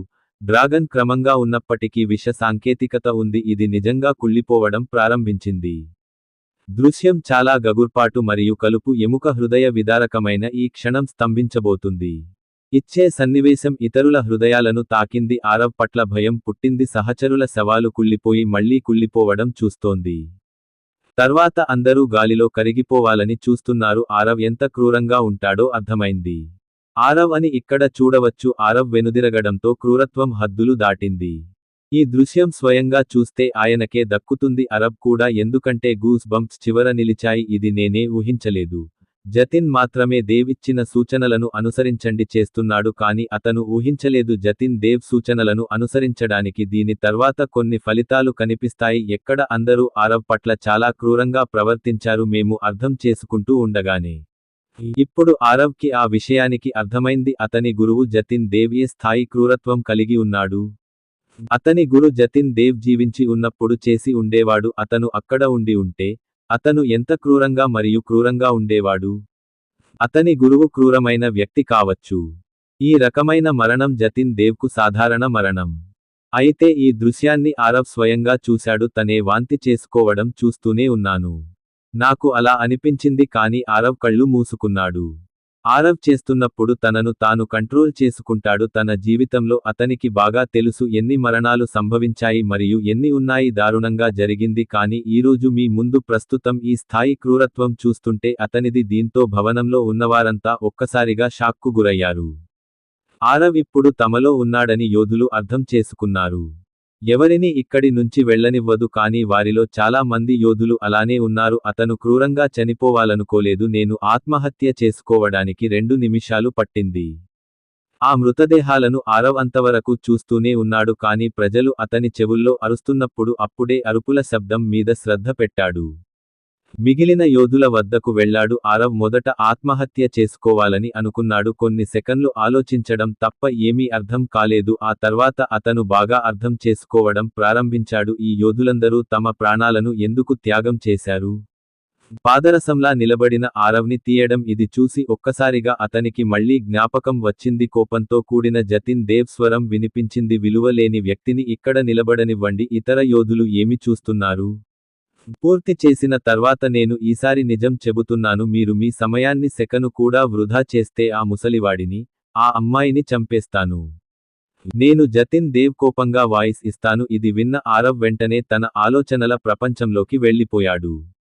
బయటకు వచ్చి వెంటనే ఒక క్షణం చూస్తుంది. అతనికి పెద్దగా చేయాల్సిన పని లేనప్పటికీ వెళ్తాడు. యోధులందరూ ఆ ఊదా రంగును ధరించవలసి వచ్చింది. ఆరవ్ అయితే శక్తిని లోపలికి తీసుకురావాలి. ముదురు ఊదా రంగు శరీరం చుట్టూ తిరుగుతుంది. రంగు యొక్క బలం కొంచెం లేదా గోరు మాత్రమే. చిన్న స్పర్శ కూడా పోతే ఆ యోధుడు చనిపోతాడు. మరణం ఖాయం కానీ పరిస్థితి అలా ఉంది. యోధుడు ఆరవ్ కంటే బలహీనంగా ఉండాలి మరియు ఇక్కడ ఉన్న ఏ యోధుడైనా ఆరవ్తో సమానం. ఆరవ్ కంటే బలంగా ఉండేంత బలం లేదు. అన్నీ ఎక్కడున్నాయో మర్చిపో యోధులను చంపడంలో నిమగ్నమై ఉన్నారు. అది 66వ అంతస్తులోని ఓ గదిలో ఉంది. ఒక వృద్ధుడు మరియు ఒక అమ్మాయి ఉన్నారు కానీ ఈసారి అతని ముఖం పూర్తిగా రంగు మాడిపోయింది మరియు అది ఎందుకంటే అనుక్తి యొక్క ఉన్నప్పుడు లోపలి నుండి తెల్లటి కిరణం వస్తుంది. అతను శరీరంతో ఢీకొన్నప్పుడు అతను తన ఆత్మను కలిగించేదాన్ని చూశాడు. ఇద్దరి దేహాలు తెల్లగా కప్పబడి ఉన్నాయి. రంగుల కొండచిలువ అయినా పట్టుకుంది. పైథాన్ చాలా అందంగా ఉంది కానీ వారిద్దరూ దాని శక్తిని అనుభవించారు. ఈ సమయంలో ఎవరో చాలా భయపడ్డారు. కనుక అతడే గురువు రఘువీరుడు. అతను తక్కువ అమర వర్గం అని బాగా తెలుసు. భూమిగోళంలో 5 నక్షత్రాలు. అతను యోధుడు కాని ఇప్పటికీ అతను తెల్లగా ఉన్నాడు. కొండచిలువ పంపిన వ్యక్తి తాను అనుభూతి చెందుతున్నాడు. పైథాన్ నెమ్మదిగా మరియు క్రమంగా వారి 2 శరీరాలను నాశనం చేస్తుంది. మెట్లు ఎక్కుతూనే ఉన్నారు ఇద్దరి శరీరాలు. ఎందుకంటే స్నేహను పట్టుకున్న ఆ వెన్నుపోటు మరియు గురువు రఘువీర్ ఏమీ చేయలేకపోయాడు. తన జీవితంలో మొదటిసారి స్నేహ పామును చాలా దగ్గరగా చూశాను మరియు అది కూడా కొండచిలువను చూశాను. దీంతో స్నేహ మైకం వచ్చి అక్కడే ఉండిపోయింది. గురు రఘువీర్ స్పృహ తప్పి పడిపోయినప్పటికీ పరిస్థితి కూడా బాగాలేదు కానీ ఎక్కడ స్నేహ లాగా మూర్ఛపోలేదు. గురువు రఘువీర్ చాలా టెన్షన్లో ఉన్నాడు. అదే సమయంలో జతిన్ దేవ్ సలహాను అనుసరించాడు. 6 నిమిషాల వ్యవధిలో మొత్తం భవనాన్ని కవర్ చేసింది. యోధులందరూ చంపబడ్డారు. భవనం గురించి జతిన్ దేవ్ చెప్పినట్లు లోపల మనుషులతో పాటు పాములు కూడా ఉన్నాయి. పాములు కూడా 6 నుండి తప్పించుకోలేకపోయాయి. నాగవంశ ప్రజల సాధారణ విషం కొంత అయినప్పటికీ పాడు చేయలేము కానీ ఈరోజు కావచ్చు 6ను ఎదుర్కోవడం అతని దురదృష్టం. శక్తివంతమైన నుండి గయా ఆరవ్ పైథాన్ విషం టెక్నిక్ గాలిలో శక్తివంతమైన విషాన్ని కూడా కరిగించగలదు అయితే ఆ సాధారణ పాము ఎక్కడ ఏం చేయగలదు కానీ కొద్దిసేపటి క్రితం మొత్తం భవనంలో ప్రజలు ఉన్నారు ఆ భవనంలో కొద్ది మంది మాత్రమే ఉన్నారు. ఇప్పుడు ఒక్కరు కూడా లేరు ఆరవ్ సాంకేతికత కారణంగా మనుషులు లేరు ప్రజలందరి శరీరాలు గాలిలో కరిగిపోతాయి కొద్దిసేపటి క్రితం అరుపు ఉన్న చోటికి వెళ్ళాను. అక్కడ ఇప్పుడు గాఢమైన నిశ్శబ్దం పెద్ద యుద్ధంలా అనిపించింది అందరినీ చంపడం ముగించాడు ఆ తర్వాత ఆరవ్ వెంటనే స్నేహ, గురు రఘువీర్ దగ్గరకు వెళ్ళాడు. ఆరవ్ వాళ్ల గదికి దగ్గరలో ఉన్న రూమ్ వైపు వెళ్ళాడు. ఆరవ్ మనసు చేరకముందే జతిన్ దేవ్ లోతైన మరియు శక్తివంతమైన స్వరం వినిపించింది ఆమె నాకు పిల్లలను ఇస్తుంది. మీరు ఉన్న చోటే ఉండండి. జతిన్ దేవ్ మీ స్థలం నుండి ఒక్క అడుగు కూడా కదలకండి టాక్ విన్న ఆరవ్ వెంటనే ఆగిపోయాడు జతిన్ దేవ్ ఆపాలని నిర్ణయించుకున్నాడని ఆరవ్ ఖచ్చితంగా చెప్పాడు. మీరు అలా చెప్పినట్లయితే దాని స్థానంలో ఏదో ఒకటి ఉండాలి. కాని ఆపిన తర్వాత ఆరవ్ జతిన్ దేవ్ని అడుగుతాడు గురుదేవ్ ఆరవ్ జతిన్ దేవ్ను కలిసినప్పుడు ఏం జరిగింది అని ఆరవ్ అడగ్గా ఇది చూసి ఆశ్చర్యపోయాడు. ఆయన మాట్లాడిన తర్వాత కూడా జతిన్ అన్న సంగతి తెలిసిందే దేవ్ గొంతు ఆరవ్కి వినిపించలేదు జతిన్ దేవ్ టాక్ విన్న తర్వాత కూడా స్పందించలేదు. ఆరవ్ చేయనట్లే ఫీల్ అయ్యాడు. అందుకే జతిన్ దేవ్ తన మాట వినలేదు. అతను మళ్ళీ జతిన్ దేవ్ని అడిగాడు గురుదేవ్ ఏం జరిగింది దయచేసి ఆరవ్కి చెప్పండి. సంభాషణ ముగిసిన తర్వాత కూడా అతను జతిన్ దేవ్ గురించి బాధపడ్డాడు. ఆరవ్కి శబ్దం వినబడనట్లు అనిపిస్తుంది. జతిన్ దేవ్ హఠాత్తుగా ఎక్కడికో వెళ్ళినట్లే. ఆరవ్ మూడోసారి మాట్లాడేలోపే అతను చివరకు జతిన్ దేవ్ స్వరాన్ని వింటాడు. నా ఉనికిని కూడా గమనించిన ఆ వ్యక్తి ఎవరు? నేను కలిగి ఉంటే నేను సమయంలో గ్రహించారు ఒకరి ఉనికిని దాచుకోకపోతే ఇక్కడ కూడా చేరుకునేది కానీ నా ఉనికిని అనుభవించాను ఆ వ్యక్తి స్వయంగా చాలా భయపడ్డాడు. ఇక ఇక్కడ ఉండడం వల్ల ఉపయోగం లేదు పిల్లలు ముందుగా జతిన్ దేవ్ ఆరవ్కి వెళ్దాం నాకు అర్థం కాలేదు కానీ చివరి విషయానికి విన్న తర్వాత ఆరవ్ ఆశ్చర్యపోయాడు మరియు దేవ్ కూడా అంతే ఆశ్చర్యపోయాడు. అని గురుదేవ్ అడుగుతాడు ఆ నేహ అవసరం కాబట్టి ఇప్పుడు ఎలా వెళ్ళగలం మరి ఆరవ్ గురు రఘువీర్ని కూడా విచారించవలసి ఉంటుంది. ఇది విన్న జతిన్ దేవ్ చాలా బాధపడ్డాడు ఊపిరి పీల్చుకుంటూ ఎవరితో అంటాడు. మీరు అతన్ని విచారిస్తారు చనిపోయిన వ్యక్తులకు ఎవరు సజీవంగా ఉన్నారు అనే ప్రశ్న లేదు స్నేహ మరియు అతను రఘువీర్ సమాధానం చెప్పలేదు ఇద్దరూ చనిపోయారు అందుకే చెబుతున్నాను. జతిన్ దేవ్ మాటలు విన్న ఆరవ్ ఆశ్చర్యపోయాడు. జతిన్ దేవ్ నుండి ఇది విన్న తర్వాత ఇది జరుగుతుంది ఆరవ్ కళ్ళు పెద్దవి అయ్యాయి జతిన్ ఆశ్చర్యంతో దేవ్ని అడిగాడు గురుదేవ్ వారిద్దరూ చనిపోతారని మీకు ఎలా తెలుసు? మీరు ఇప్పటికే వారిని చంపారు కాదా? ఇది విన్న ఆరవ్ని చంపేశాడు అకస్మాత్తుగా అతని ఇంద్రియాలు వణుకుతున్నాయి మరియు దాని నుండి తెల్లటి పొగమంచు వస్తుంది బయటకు వచ్చి అది మానవ రూపాన్ని తీసుకుంటుంది అనోఖి నుండి బయటకు వచ్చిన తర్వాత జతిన్ తీసుకుంటాడు దేవ్ ఒక్క క్షణం ఆ గది వైపు చూశాడు గురు రఘువీర్ మరియు స్నేహ ఉన్న గది రెండు ఇప్పటికీ 36వి ప్రవాహంలో ఉన్నప్పటికీ అక్కడ లేరు కానీ ఈ సమయంలో జతిన్ దేవ్ కళ్లను చూస్తుంటే తనకేమో అనిపించింది విషయాలు మరియు తర్వాత అకస్మాత్తుగా చూడవచ్చు ఆమె మొహం సీరియస్ అయిపోయి ఆరవ్ వైపు చూసింది.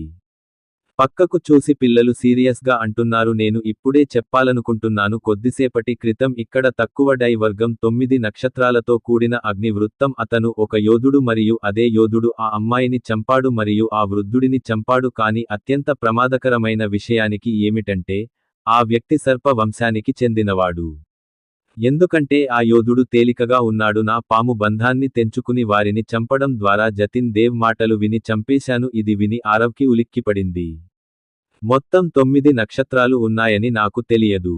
అగ్ని మండల యోధుడు ఎంత ప్రమాదకరం? అటువంటి ప్రమాదకరమైన వ్యక్తి యొక్క మరింత అరబ్బులు ఉంటారు. అతను ఉనికిని కూడా అనుభవించలేకపోయాడు దీన్ని బట్టి ఎదుటి వ్యక్తిని అర్థం చేసుకోగలిగాను అకస్మాత్తుగా ఇది ఎంత శక్తివంతమైనది అతనికి ఒక విషయానికి గుర్తుకు వస్తుంది జతిన్ వెంటనే దేవ్ వైపు చూసి అడిగాడు గురుదేవ్ గదిలో అతనికి ఏమి జరిగింది? ఇంతకు మించి నా ఆరవ్ ఏమీ మాట్లాడలేకపోయాడు కానీ జతిన్ దేవ్ మాత్రం బాగా అర్థం చేసుకున్నాడు తను ఏం చెప్పాలనుకుంటున్నాడో అందుకే ఆరవ్కి చెప్పాడు అతను ఓదార్చి పిల్లాడా ప్రశాంతంగా ఉండు అన్నాడు. మీరు అనుకున్నట్లుగానే వెళ్ళండి లేదు మీ చెల్లి బాగానే ఉంది యోధుడు అతన్ని చంపాలనుకున్నప్పటికీ కానీ నేను అతనిని ఆపాను మరియు అవును నేను మీరు ఇక్కడ ఉన్నారని కూడా అతనికి తెలుసు. లేకపోతే అతను మీకు చెప్పేవాడు అని నాకు అర్థం కాలేదు. పూర్తి చేయడానికి కూడా ఇక్కడకు రావచ్చు మరియు ప్రస్తుతానికి నా బలం ప్రకారం నేను కూడా అతనితో పోరాడటం చాలా కష్టంగా ఉండవచ్చు. అందుకే మీ చెల్లిని కాపాడిన తర్వాత నేను మీ ఉనికిని మరియు నా ఉనికిని అనుభవించాను. మీరు చింతించనవసరం లేదని నేను దాచాను. అవసరం లేదు. త్వరగా మీ సోదరిని తీసుకెళ్ళండి మరియు జతిన్ దేవ్ వినడానికి ఇక్కడి నుండి బయలుదేరండి. ఈ సమయం తర్వాత ఆరవ్ ఒక నిట్టూర్పు తీసుకున్నాడు. తన సోదరికి ఏమీ కాలేదని సంతోషించాడు. కానీ జతిన్ దేవ్ అయితే ఆరవ్కి కూడా తెలుసు నేను లేకుంటే అతను ఇంకా బతికే ఉండేవాడు కాదు. ఆరవ్ అయితే ఆ విషయానికి తెలిసినా మీరు జతిన్ దేవ్కి కృతజ్ఞతలు చెబితే జతిన్ దేవ్ చేస్తారు. అతనిని తిట్టవచ్చు కానీ ఇప్పుడు అతని దృష్టిలో ఉంది జతిన్ దేవ్ పట్ల ఆయనకున్న గౌరవం మరియు జతిన్ దేవ్ కూడా వేల సంఖ్యలో పెరిగాడు. అతను సంవత్సరాలు జీవించాడు కాబట్టి అతనికి కూడా తెలుసు ఏ వ్యక్తి ఆలోచిస్తాడు. అందుకే ఆరవ్ జతిన్ దేవ్ కళ్లను చూసి అర్థం చేసుకున్నాడు. అతను తేలికగా నవ్వుతూ మళ్లీ మోగించాడు. జతిన్ దేవ్ వెళ్లిపోయిన తర్వాత ఆరవ్ కూడా వెంటనే అక్కతో వెళ్లిపోయాడు. ఆరవ్ అక్కడి నుండి బయలుదేరడానికి 15 నిమిషాల ముందు బయటకు వెళ్తాడు. నిమిషాల తర్వాత కాంటినెంటల్ బిల్డింగ్ పైన నల్లని బట్టలు కప్పుకున్న వ్యక్తి నీడ కనిపిస్తుంది. కానీ ఆ వ్యక్తికి నడుము వెనుక నుండి ఒక పాము తోక బయటకు వచ్చింది. ఇది చాలా పొడవుగా ఉంది. మహిళలు మరియు ఆ వ్యక్తి వారు చాలా విచిత్రమైన దుస్తులు ధరించారు. నల్లగా ఉండేవి మరియు వాటిలో చాలా రాగి రంగు ఉండేవి. ప్లేట్ కూడా జత చేయబడింది మరియు దానికి నలుపు రంగు వచ్చింది. తన ముఖాన్ని కప్పి ఉంచే అంగీ కూడా ధరించాడు. ఆ అంగీ అతనిని కప్పినప్పటికీ ముఖాన్ని పూర్తిగా కప్పుకోలేదు మరియు ఆ వ్యక్తి ముఖంలా ఉంటుంది. అది అలా కాదు కానీ పాములా ఉంది. ఆయన పాదాలు సామాన్యుల పాదాలు కావు. నిజానికి అతని చేతులు కూడా నల్లటి గోళ్లలా ఉన్నాయి. సగటు వ్యక్తి కంటే కొంచెం ఎక్కువ. అతని గోర్లు పొడవుగా మరియు రాగి రంగులో ఉన్నాయి. అతనిది అయినప్పటికీ చాలా పదునైనవి. చేతులు నల్లగా, చేతులపై నల్లటి గుర్తులు ఉన్నాయి. రంగు కేచులి కప్పి ఉంది కానీ అతని మొహం చూస్తుంటే అర్థమైంది అది నల్లపాము కాదు, మామూలు పాము. పాము రంగులా ఉంది కానీ దాని అంగీ వేటగాడు యొక్క పొడవాటి ఉంగరాల తోక. ఆ పాము ఎటువైపు కదులుతుందో అనిపించింది. కాసేపటి క్రితమే అక్కడికి వెళ్ళాను. ఆ వైపు చూస్తూ హెస్ అని నేను కూడా ఆ అబ్బాయిని అనుకుంటున్నాను. నేను నాగవంశ్కి చెందినవాడిని కానీ నాకు అర్థం కాలేదు ఆ బాలుడు ఏ పాము వంశానికి చెందినవాడు. యువకుడు పూర్తి మానవ రూపంలో ఉన్నాడు. అతను రాజరక్త కామ సర్పమా? పాము రాజవంశం యొక్క ప్రధాన పాములలో ఏదైనా కానీ నేను ఆ అమ్మాయిని పూర్తి చేసినప్పుడు అలా జరగబోతుంటే అకస్మాత్తుగా నాకు పూర్వీకుడు నాగదేవ్ పుట్టాడు. ఆ అనుభూతిని కలిగించిన చక్రవర్తి సౌరభాన్ని నేను అనుభవించాను. అతను అమ్మాయికి హాని జరగకుండా అడ్డుకున్నప్పటికీ ఎవరైనా ఏ పాము వంశానికి చెందిన పాము అయితే అతని ఎదురుగా పాము వంశానికి చెందిన నాగరాజు కూడా వచ్చాడు. వెళ్ళినా తల వంచాల్సిందే. మరియు ఇక్కడ విషయానికి ఒక పూర్వీకుడు నాగదేవ్ చక్రవర్తి గురించి నాగవంశో తెలియదని అంటున్నారు. ఈ ప్రమాదకరమైన పాము దేవుడు దానిని దాచి ఉంచాడు. నాగరాజ దారుకతో వీలైనంత త్వరగా నాతో మాట్లాడు చెప్పాలి మరియు నేను అనుకున్నంత నాగవంశంలో కూడా బాలుడికి ఉన్నత స్థానం ఉంటుంది. తన మాటలు పూర్తి చేసిన తర్వాత పాము బుసలు కొట్టింది అనే శబ్దంతో భవనంపైకి దూకండి వెళుతుంది కానీ చాలా ఆశ్చర్యపరుస్తుంది. పాము భవనంలోకి ప్రవేశించడంతో జరిగిన విషయానికి తెలిసిందే. అతను నుండి దూకినప్పుడు అతను తన పొడవాటి మీసాలు ఊపుతున్నాడు మరియు గాలి మధ్యలో ఎక్కడో అదృశ్యమైంది. _ అదే జతిన్ దేవ్ అప్ని బరిలోకి దిగిన తర్వాత సీరియస్ అయ్యాడు. ఉంగరం చూసినంత చిన్నది. అతని లోపల మొత్తం ప్రపంచం ఉంది. ఈ సమయంలో జతిన్ దేవ్ తెలుపు రంగు రాళ్లతో కట్టిన మంటపం పైన కూర్చున్న అతను ఆ పెవిలియన్పై కూర్చున్నాడు కానీ అతని కాసేపటికి మృతదేహం గాలిలో తేలిపోయింది. ప్రశాంతంగా ఉన్న తర్వాత స్వయంగా జతిన్ దేవ్ ఈ కాకోట్ నాగ్ వంశం నేటికీ ఉందని చెబుతారు. ఈ రాజవంశం బాహ్య శక్తులతో కలిసిపోయిందా? నాగరాజు లేదా వాసుకి యొక్క ఏదైనా పాత అవశేషాలు? అదే నిజమైతే పాము రాజు బతికి లేడు. నిజంగా ఇది నాగవంశ్కి పెద్ద సమస్యగా మారనుంది. ఈ పాము రాజవంశం చివరిసారిగా చేయబోతోంది. తన పూర్వీకుడైన నాగదేవ్ రక్తం రాక్షసులకు మేము ఆ దయ్యాలను అప్పగించినప్పటికీ ఆ పూర్వీకుడైన నాగదేవ్ రక్తాన్ని లాగేసుకోవాలనే కోరిక చాలా ఎక్కువ. ప్రయత్నించారు కానీ కొన్ని రక్తపు చుక్కలు నేను ఆరవ్తో వచ్చినప్పటి నుంచి నాకు సన్నిహితంగానే ఉంది. అప్పటి నుండి నేను మరొక పాము వంశానికి చెందినవాడిని. దాని గురించి ఏమీ తెలియదు మరియు అకస్మాత్తుగా ఈ రోజు నా ముందు ఈ కాకోత్ నాగవంశ్ ఒకరు పాము వచ్చింది. ఈ సర్ప వంశం ఇక రాదని శుభ్రం చేసేవాడు మరియు భవనంలో ఉన్నవాడు. అతను నాగ వంశానికి చెందిన యోధుడు. బహుశా ఈ నవాంశలో మరియు వారికి తెలుసు అని నేను అనుకుంటున్నాను. వాటి గురించి తెలుసుకుంటే మంచిది. ఆ ముసలివాడిని, ఆ అమ్మాయిని తప్పకుండా అడుగుతా. అందుకే వారిద్దరినీ చంపేశారు. కానీ బహుశా ఆ యోధుడికి తెలియకపోవచ్చు. ఈ పాము రాజవంశం యొక్క ప్రతి అంగుళం నాకు తెలుసు. కానీ ఇప్పుడు నాకు ఆపద రావచ్చు. ఇప్పుడు ఆరవ్ని వీలైనంత త్వరగా మరింత పవర్ఫుల్గా మార్చాలి. రాబోయే ఇబ్బంది నిజంగా చాలా ప్రమాదకరమైనది. ఇది కేవలం 6 నక్షత్రాలు కానుంది. వాలే భూగోళం యొక్క యోధుడు మరియు అతని 9 నక్షత్రాలున్న ఒకడు శత్రువుగా మారాడు. ఫైర్ సర్కిల్ యొక్క యోధుడు మరియు కోర్సు యొక్క ఆ యోధుడు లేకపోతే ఈ పాము వంశంలో ఏదో పెద్ద పదవిలో ఉండాలి. అతను అంత బలంగా లేడని నేను ఆశిస్తున్నాను. నేను చేస్తాను. మీరు నేను చెప్పినట్లు చేయండి. నేను నా ఈ వాసుకిని మళ్ళీ చేస్తూనే ఉన్నాను. నాగవంశ్ను కూడా అదే స్థితిలో చూడాలనుకుంటున్నాను. ఇందులో నేను చాలా వదిలేశాను. ఇలా చెప్పి జతిన్ దేవ్ మండపం మధ్యలో ఆ పెవిలియన్ వద్ద మరుసటి క్షణం తన చేతిని ఊపాడు. దిగువ నుండి గుండ్రని తెల్లటి వేదిక కనిపిస్తుంది. జతిన్ వెంటనే ఆ గుండ్రని తెల్లటి ప్లాట్ఫారంకి వెళ్లాడు. వెళ్లి కూర్చోండి మరియు మీ చేతులు దాటండి. ఆరవ్ కళ్ళు మూసుకున్నాడు మరియు అతని సోదరి మనీషా వెంటనే రాయల్ బంగ్లాకు చేరుకుంటుంది. ఆరవ్ బంగ్లా లోపలికి వెళ్లగానే అందరూ ప్రజలు అతని కోసం, ఆరవ్ మరియు మనీషా కోసం ఎదురు చూస్తున్నారు. ఆయన క్షేమంగా ఉండడం చూసి అందరూ ఊపిరి పీల్చుకున్నారు. వాళ్లని తీసుకెళ్లి కౌగిలించుకుందాం. అర్ఫ్ మనీషాను ఇంటికి తీసుకొచ్చిన తర్వాత కూడా చాలా లోతు ఉంది. ఆరవ్ ఇంట్లో అందరూ ఊపిరి పీల్చుకున్నారు. ప్రజలు పెద్దగా సంతోషించారు. ఒక వ్యక్తి నిర్జన విస్తీర్ణం ముందు శ్రద్ధగా నిలబడ్డాడు. అది చూస్తే ఇతను మనిషి అని తెలుస్తుంది. లేదు, కానీ అది కాంటినెంటల్ అయిన అదే పాము బిల్డింగ్ పైన ఎవరైనా సామాన్యుడు నిలబడితే ఈ నిర్జన శిథిలాల ముందు ఈ పామును చూడండి. అతను దానిని తీసుకున్నట్లయితే అతను ఖచ్చితంగా గుండెపోటు నుండి తన ప్రాణాలను తీసేవాడు. ఆ పెద్ద నిర్జన శిథిలావస్థలో ఆ పాము పోతుంది. అతనిని చూస్తుంటే ఒక హిస్ వచ్చింది అని చెప్పాడు. యోధుడా, రక్తనదులారా, మీ తలుపు తెరవండి. ఒక్కసారి చెప్పినంత మాత్రాన ఆ పామును కడిగేస్తావు. ఇలా చెప్పిన వెంటనే ఆ పెద్ద ఎడారి అయిపోయాడు. శిథిలాలు మరియు ఎక్కడ పెద్ద శబ్దం ఉంది. కానీ ఆ పాము అతనికి 10 మీటర్ల ముందు నిలబడి ఉంది. నీలిరంగు పోర్టల్ తెరుచుకుంటుంది. ఆ పోర్టల్ తెరవగానే ఆ పాము వేగంగా కదులుతుంది.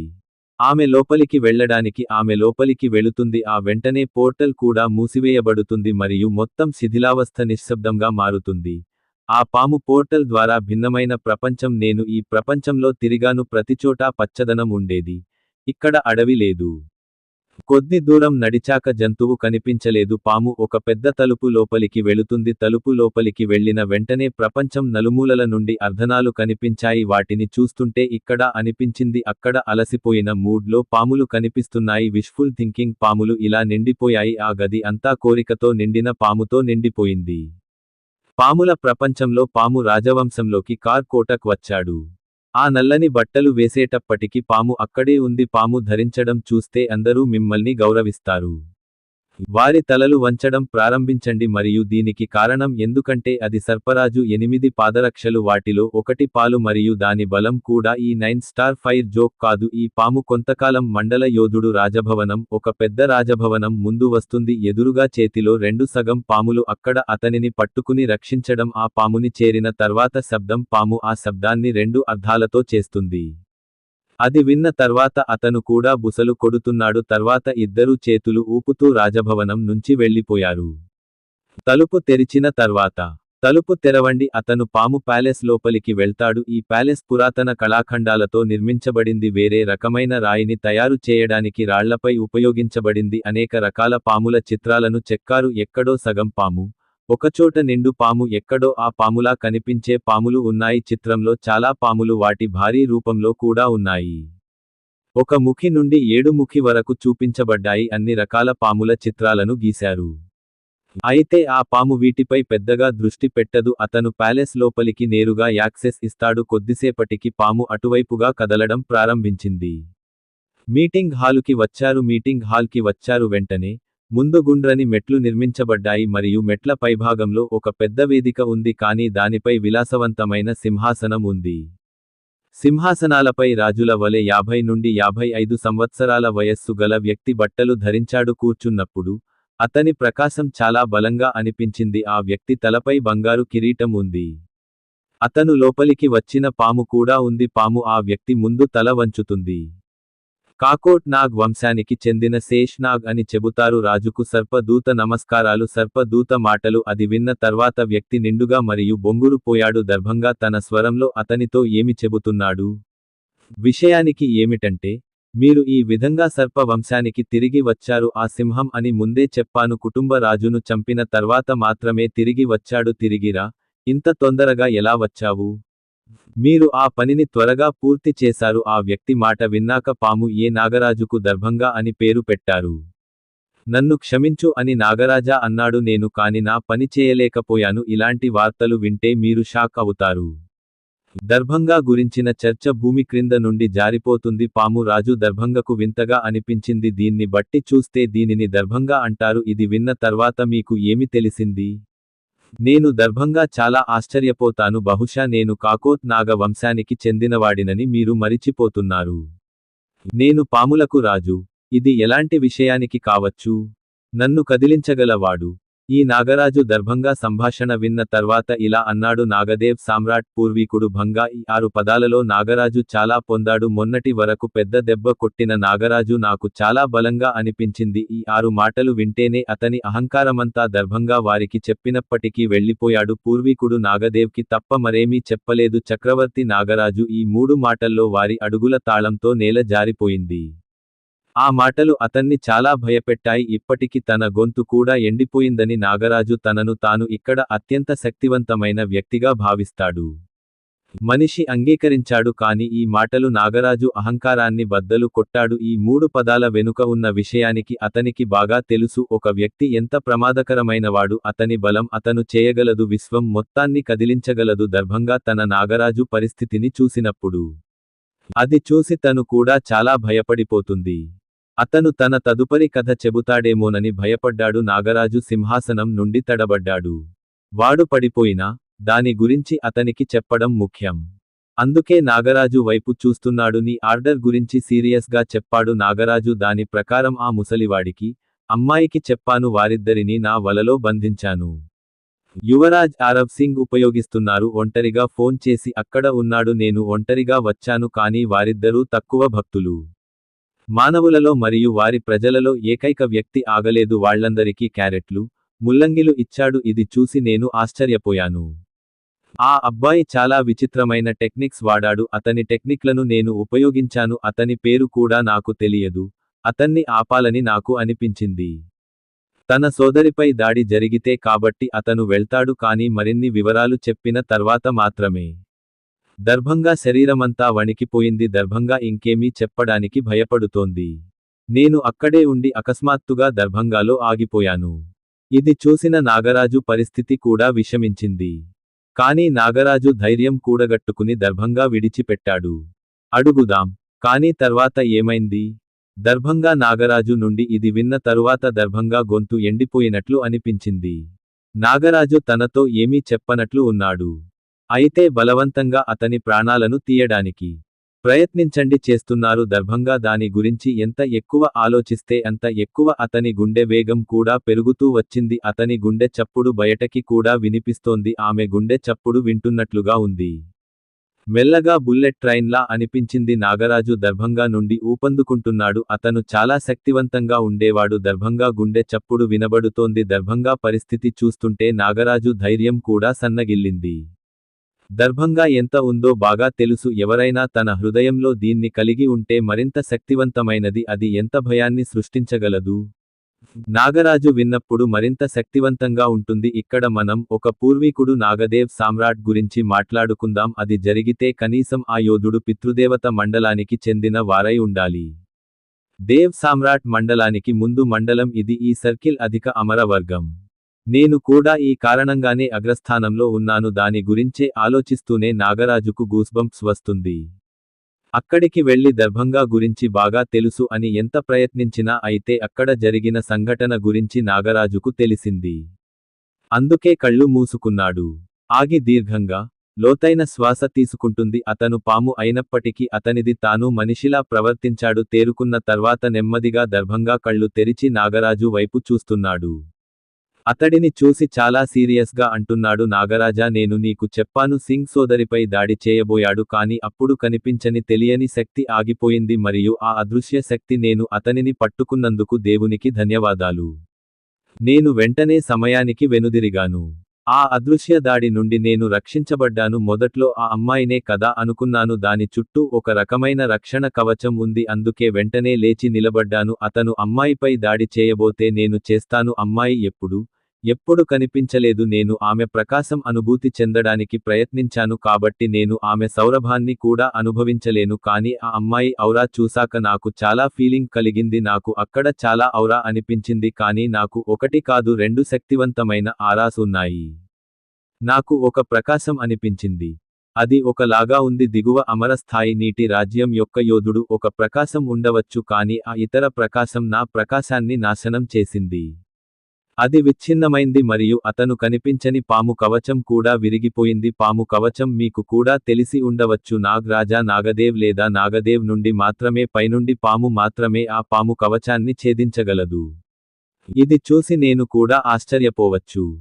పోయింది, కానీ మరుసటి క్షణంలో ఆ జలగోళం మీరు ఎప్పుడు యోధుని వైపు అడుగులు వేశారు. నా మనస్సు అంతర్గత శక్తులచే దాడి చేయబడింది.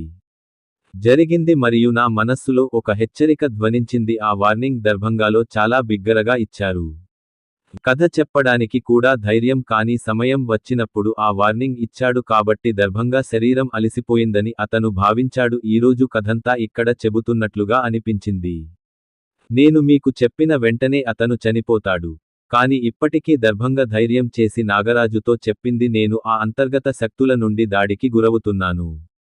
తన మనసులో వినిపించిన హెచ్చరిక పాము రాజవంశానికి చెందిన ఒక చిన్న బంటుని నాకు చెప్పాడు. తదుపరిసారి మీరు నన్ను ఈ కుటుంబం చుట్టూ చూస్తే, మీరు కూడా కనిపిస్తే, మీ ఉనికిలో నేను మీతో ఉంటాను. ఈ విశ్వం నుండి మరియు నేను పూర్వీకుడు నాగదేవ్ చక్రవర్తి మీకు ఇది వాగ్దానం చేస్తున్నారు. ఆ హెచ్చరిక విన్న వెంటనే నా మనసులోని అంతర్గత శక్తులు దాడి కారణంగా నా శరీరం యొక్క అంతర్గత శక్తులు లోపల స్థిరపడింది. అది నాకు అర్థమయ్యేలా చేసింది, నన్ను బెదిరించినవాడు నిజంగా పూర్వీకుడే నాగదేవ్ దర్భంగా చక్రవర్తి. ఇప్పుడు ఇది విన్న నాగరాజు నిజంగానే కుంగిపోయాడు. మరియు అతను తన సింహాసనం నుండి పడబోతున్నాడు. ఈ సమయంలో ఆ నాగరాజు దృష్టిలో అది జరిగింది. నాలో భయం స్పష్టంగా కనిపించింది. పూర్వీకులు నాగదేవ్ సామ్రాట్ అంటే భయం అలాంటిది. ఇది విని పూర్వీకుడు నాగదేవ్కి కూడా గూస్బంప్స్ వచ్చింది. నిలబడండి మరియు ఇక్కడ కొంచెం ఉంది. నాగరాజు కూర్చున్నాడు, కానీ ఈ నాగరాజు కూడా పని చేయలేదు. ఈ మధ్యతరగతి అమర తరగతి శక్తిమంతమైనది కాదు. 5 స్టార్ విశ్వం యొక్క యోధుడు, కానీ ఇప్పటికీ అతను దర్భంగా విన్న తర్వాత దర్భంగా మొత్తం శరీరంలో వణుకు పుడుతోంది. సంభాషణ విన్న తరువాత వారి మధ్య చాలాసేపు ఉంది. అప్పటి వరకు నిశ్చేష్టులయ్యారు, కానీ తర్వాత దర్భంగా నిశ్శబ్దాన్ని ఛేదిస్తూ అన్నాడు నాగరాజు, నాగరాజా, ఆ కుర్రాడి ఔరా నాకు అనిపించింది. ఆ అబ్బాయిని ఎలాగోలా అర్థం చేసుకున్నాను, కానీ నాకు అది తెలియదు. అతను ఏ పాము వంశానికి చెందినవాడో తెలియదు, కానీ నాకు తెలుసు అతను కూడా నాగ వంశానికి చెందినవాడే మరియు ఆ నాగ వంశంలో అతని ప్రభావం చాలా ఉంది. అధిక మరియు ఉన్నత స్త్రీలు మరియు స్వచ్ఛమైన రక్తం ఉంటుంది. దర్భంగాలోని ఈ పాము కోరికలతో నిండిపోయింది. ఈ విషయానికి నాగరాజును కూడా ఆశ్చర్యపరిచింది. నాగరాజుకు అన్నీ పాములే అని బాగా తెలుసు. స్వచ్ఛమైన రక్తపు పాములు వంశంలో చాలా అరుదుగా కనిపిస్తాయి. అవి చాలా అరుదు. 1000 పాముల్లో స్వచ్ఛమైన రక్తం ఉన్న పాము ఒక్కటే. స్వచ్ఛమైన రక్తం ఉన్న పాము అని అర్థం కావచ్చు. ఆ పాము వంశంలోనే మరో పాము ఉన్నట్లుగా జరుగుతుంది. రాజువారసుడిగా రేసులో ఉన్నారు చేరింది మరియు అలా స్వచ్ఛమైన రక్తం నాగవంశ్ సొంతంగా అభివృద్ధి చేసుకుందట నుండి ఆ పాముకి వనరులను అందిస్తుంది మరియు ఆ పాము చిన్న వయస్సులో 6 ప్రధానమైనది పాముల నుండి శిక్షణ ఇవ్వబడుతుంది. తద్వారా మరింత ముందుకు సాగుతుంది. ఆ స్వచ్ఛమైన రక్తపు పాము చాలా ఎక్కువ. మీ నాగవంశానికి దృఢంగా మరియు విశ్వాసపాత్రంగా ఉండండి. ఆ అబ్బాయికి తప్పక అర్థమైంది. సాకే నాగరాజు అతను కొంతకాలంగా పాము వంశానికి వారసుడు అనుకుని నాగరాజు అక్కడి నుండి దర్భంగా బయలుదేరాడు. నాగరాజు వెళ్ళిపోవాలని సంకేతాలు ఇచ్చాడు. సంజ్ఞ చూసిన తర్వాత దర్భంగా కూడా తల వంచుకుని వెళ్ళిపోతాడు. దర్భంగా నుండి బయలుదేరిన 5 నిమిషాల తర్వాత నాగరాజు కూడా తన స్థానంలో నుండి లేచి నిలబడ్డాడు. రాజభవనం పైకప్పు వైపు చూస్తూ అన్నాడు, కాపలాదారులు ఇకపై ఎవరినీ ప్యాలెస్ లోపలికి రానివ్వరు. గుర్తుంచుకోండి, ఎవరూ అనుమతించబడరు. అతను ఎవరైనప్పటికీ, ఇప్పటికీ ఉంటే అతను మీ మాట వినకపోతే మీరు 6 ప్రధానులు మీరు పాములను పిలవవచ్చు మరియు ఇది నా ఆజ్ఞ నాగరాజు ఇలా చెప్పిన వెంటనే ఇద్దరు చాలా చల్లగా హిస్సింగ్ శబ్దం వినిపించింది నాగరాజు హిస్సింగ్ చేసే హిస్సింగ్ సౌండ్ వింటూ రండి. నాగరాజు దీర్ఘంగా ఊపిరి పీల్చుకున్నాడు ఆపై వెంటనే అతని సింహాసనం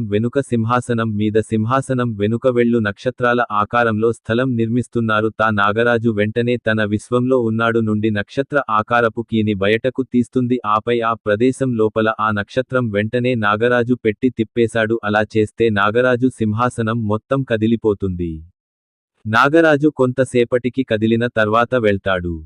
సింహాసనం 360 డిగ్రీలు తిరుగుతుంది మరియు చుట్టూ తిరిగిన తర్వాత అతను ముందుకు కదిలాడు సింహాసనం ముందు వెళ్ళిన తర్వాత మేము వెళ్తాము సింహాసనం క్రింద కనిపిస్తుంది నాగరాజు చేరుకోవడానికి మెట్లు ఉన్నాయి.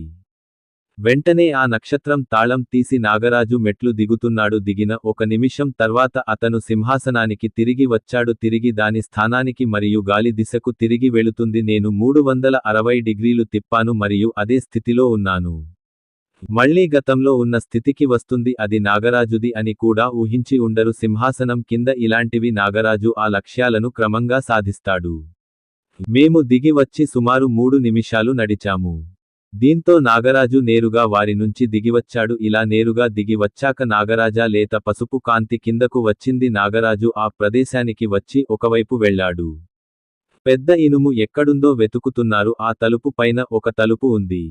ప్రమాదకరమైన పాము నోరు తెరిచి ఉన్న చిత్రం గీశారు. తలుపు మీద ఒక చిత్రాన్ని మాత్రమే చిత్రీకరించినప్పటికీ ఇది జరిగింది కానీ చిత్రాన్ని చూడగానే అది పూర్తిగా వాస్తవమే. ఆ తలుపుకి 2 వైపులా పాములా కనిపించాయి. ప్రక్కన రాతితో చేసిన 2 జ్యోతులు నేలపై ఉంచబడ్డాయి. మరియు ఆ టార్చెస్లో మండుతోంది ఆ మంటను చూస్తుంటే ఇలాగే అనిపించింది. గత కొంత కాలంగా నిప్పులా మండుతోంది. ఆ తలుపు చూసి నాగరాజు ఆ దీర్ఘ లోతైన శ్వాసలు మరియు నెమ్మదిగా తీసుకుంటుంది తలుపుకు వెళుతుంది వెళ్ళిపోయాక నాగరాజు చేతులు ముడుచుకున్నాడు 2 పాముల చిత్రాలకు వందనం ఆ వెంటనే నాగరాజు అలా చేశాడు ఆ 2 పాములు ఒప్పుకున్నట్లే మీ దృష్టిలో పొలుసులు దీని తర్వాత పాము రాజు ఈ ఒక బాకు తీసి అతని బొటనవేలును కోసుకున్నాడు మరియు నా ప్రతి రక్తపు బొట్టు ఆ 2 పాములలో పోయబడుతుంది అని అయితే నోటి లోపల పెట్టుకుంటాడు తలుపు మీద ఆ పాముల చిత్రం మాత్రమే ఉంది అది జరిగింది కానీ వెంటనే నాగరాజు రక్తం అప్పుడు ఆ పాముల నోటిపై చల్లితే ఆ పాము ఆ రక్తాన్ని తిన్నట్టుంది. డ్రాప్ మరియు అది జరిగిన క్షణం తాగింది చెవులు చిల్లులు పడే శబ్దంతో క్షణం ఆ ఇనుప తలుపు తెరుస్తుంది తలుపు తెరిచిన వెంటనే మరొక వైపు దాని నుండి ఎర్రటి లైట్ వస్తుంది. అది నేరుగా నాగరాజుకు వెళుతుంది. దాని కారణంగా నాగరాజు దృష్టిలో పడతాడు ముందుకు తన చేతులతో తన కళ్లను కప్పుకుంటాడు కొంతసేపటికి నాగరాజు చేయి తీశాడు. మరియు ఆ ఇనుప తలుపు లోపలికి వెళ్తుంది నాగరాజు లోపలికి వెళ్ళిన తరువాత కొంచెం ఆ ఇనుప తలుపు చప్పుడుతో మూసుకుపోయింది ఆ ఇనుప తలుపు లోపలికి వెళ్తుంది వచ్చిన తర్వాత నాగరాజు ఒక్కసారి తిరిగాడు ఇనుప తలుపు వైపు చూస్తుంది మరియు తరువాత ఆ ఇనుప తలుపు సుదీర్ఘమైన శ్వాసను వదిలివేస్తుంది ఇటువైపు పూర్తిగా ఎర్రగా ఉన్న పెద్ద గది ఉంది. ఈ ఎరుపు రంగు కాంతితో చుట్టుముట్టబడింది వెలుతురులో గదిలో అంతా ఎర్రగా ఉంది నాగరాజు రంగు ఇలాగే చూస్తున్నాడు అతను ఏదో రక్తపాత ప్రదేశానికి వచ్చినట్లుగా ఉంది అయితే ఎక్కడ నెత్తుటి పొగమంచు వ్యాపిస్తుంది నెత్తుటి పొగమంచు కాదు ఆ గదిలో పొగమంచు. మధ్యలో ఒక ప్లాట్ఫామ్ మీద ఒక వ్యక్తి కూర్చుని ఉన్నాడు ఆ వ్యక్తిని చూస్తుంటే అతనేనని అర్థమైంది ఆ వృద్ధుడు చాలా పెద్దవాడు వెనుక నడుము వరకు చేరిన పొడవాటి మాటెడ్ హెయిర్ కలిగి ఉంది ఆ వ్యక్తి ఎత్తు కూడా ఎదురుగా వస్తున్నది. చక్రవర్తి లాగా గడ్డం మీసాలతో ఉండేవాడు. ఆ వ్యక్తి నుదుటిపై పొడవాటి తిలకం ఉంది ఆ వ్యక్తి మణికట్టు మరియు వదిలి రుద్రాక్ష జపమాల చేతికి చుట్టుకుంది వయసు పెరిగినా వృద్ధుడే కాని ఎలాగోలా చూశాడు ముసలివాడిలా కనిపించలేదు కాని ఆ ముసలివాడిలా అనిపించింది బాడీని చూస్తుంటే అదోలా అనిపించింది ఆ ముసలావిడ ఎన్ని సంవత్సరాలుగా జిమ్ చేస్తున్నాడో దేవుడికే తెలుసు. ఆ మనిషి మెడలో చాలా వస్తువులు ఉన్నాయి ఆమె ఒక రకమైన మాల ధరించింది. కాని ఆమె ఎగువ శరీరాన్ని నెట్టడానికి ఏదైనా ధరించవద్దు లేదా నీలం రంగుతో కప్పబడి ఉంటుంది రంగు ధోతి ధరించి ఉన్నాడు మరియు ఆ వ్యక్తికి జ్ఞానం ఉంది భంగిమలో కూర్చుని ధ్యానం చేశారు ఆ వ్యక్తిని చూడగానే నాగరాజు ఉలిక్కిపడ్డాడు కాబట్టి మేము గౌరవంగా చేతులు ముడుచుకుంటాము మరియు వారి ముందు నమస్కరించండి ఆ వ్యక్తి సాధువులా కనిపించాడు. అంతెందుకు నాగరాజ పూర్వీకుడు నాగదేవ్ సామ్రాట్ ఏమన్నాడంటే ఇది విన్న తర్వాత మీరు ఏమి చేయబోతున్నారు? ఈ నాగరాజు రహస్య ప్రదేశంలో ఎవరు ఉన్నారు? ఇక్కడ మానవులు మరియు నాగరాజు ఏమి చేశారు? అతను కూడా జతిన్ దేవ్ లాంటి పూర్వీకుడేనా? నాగదేవ్ చక్రవర్తి కాదు. కొత్తవాడు ఎవరు? ఈ కథ ఉత్కంఠభరితంగా మారనుంది. ఆర్ఫ్ కాంక్వెర్స్ ది హోల్ కోసం చూస్తూ ఉండండి. సామ్రాజ్యం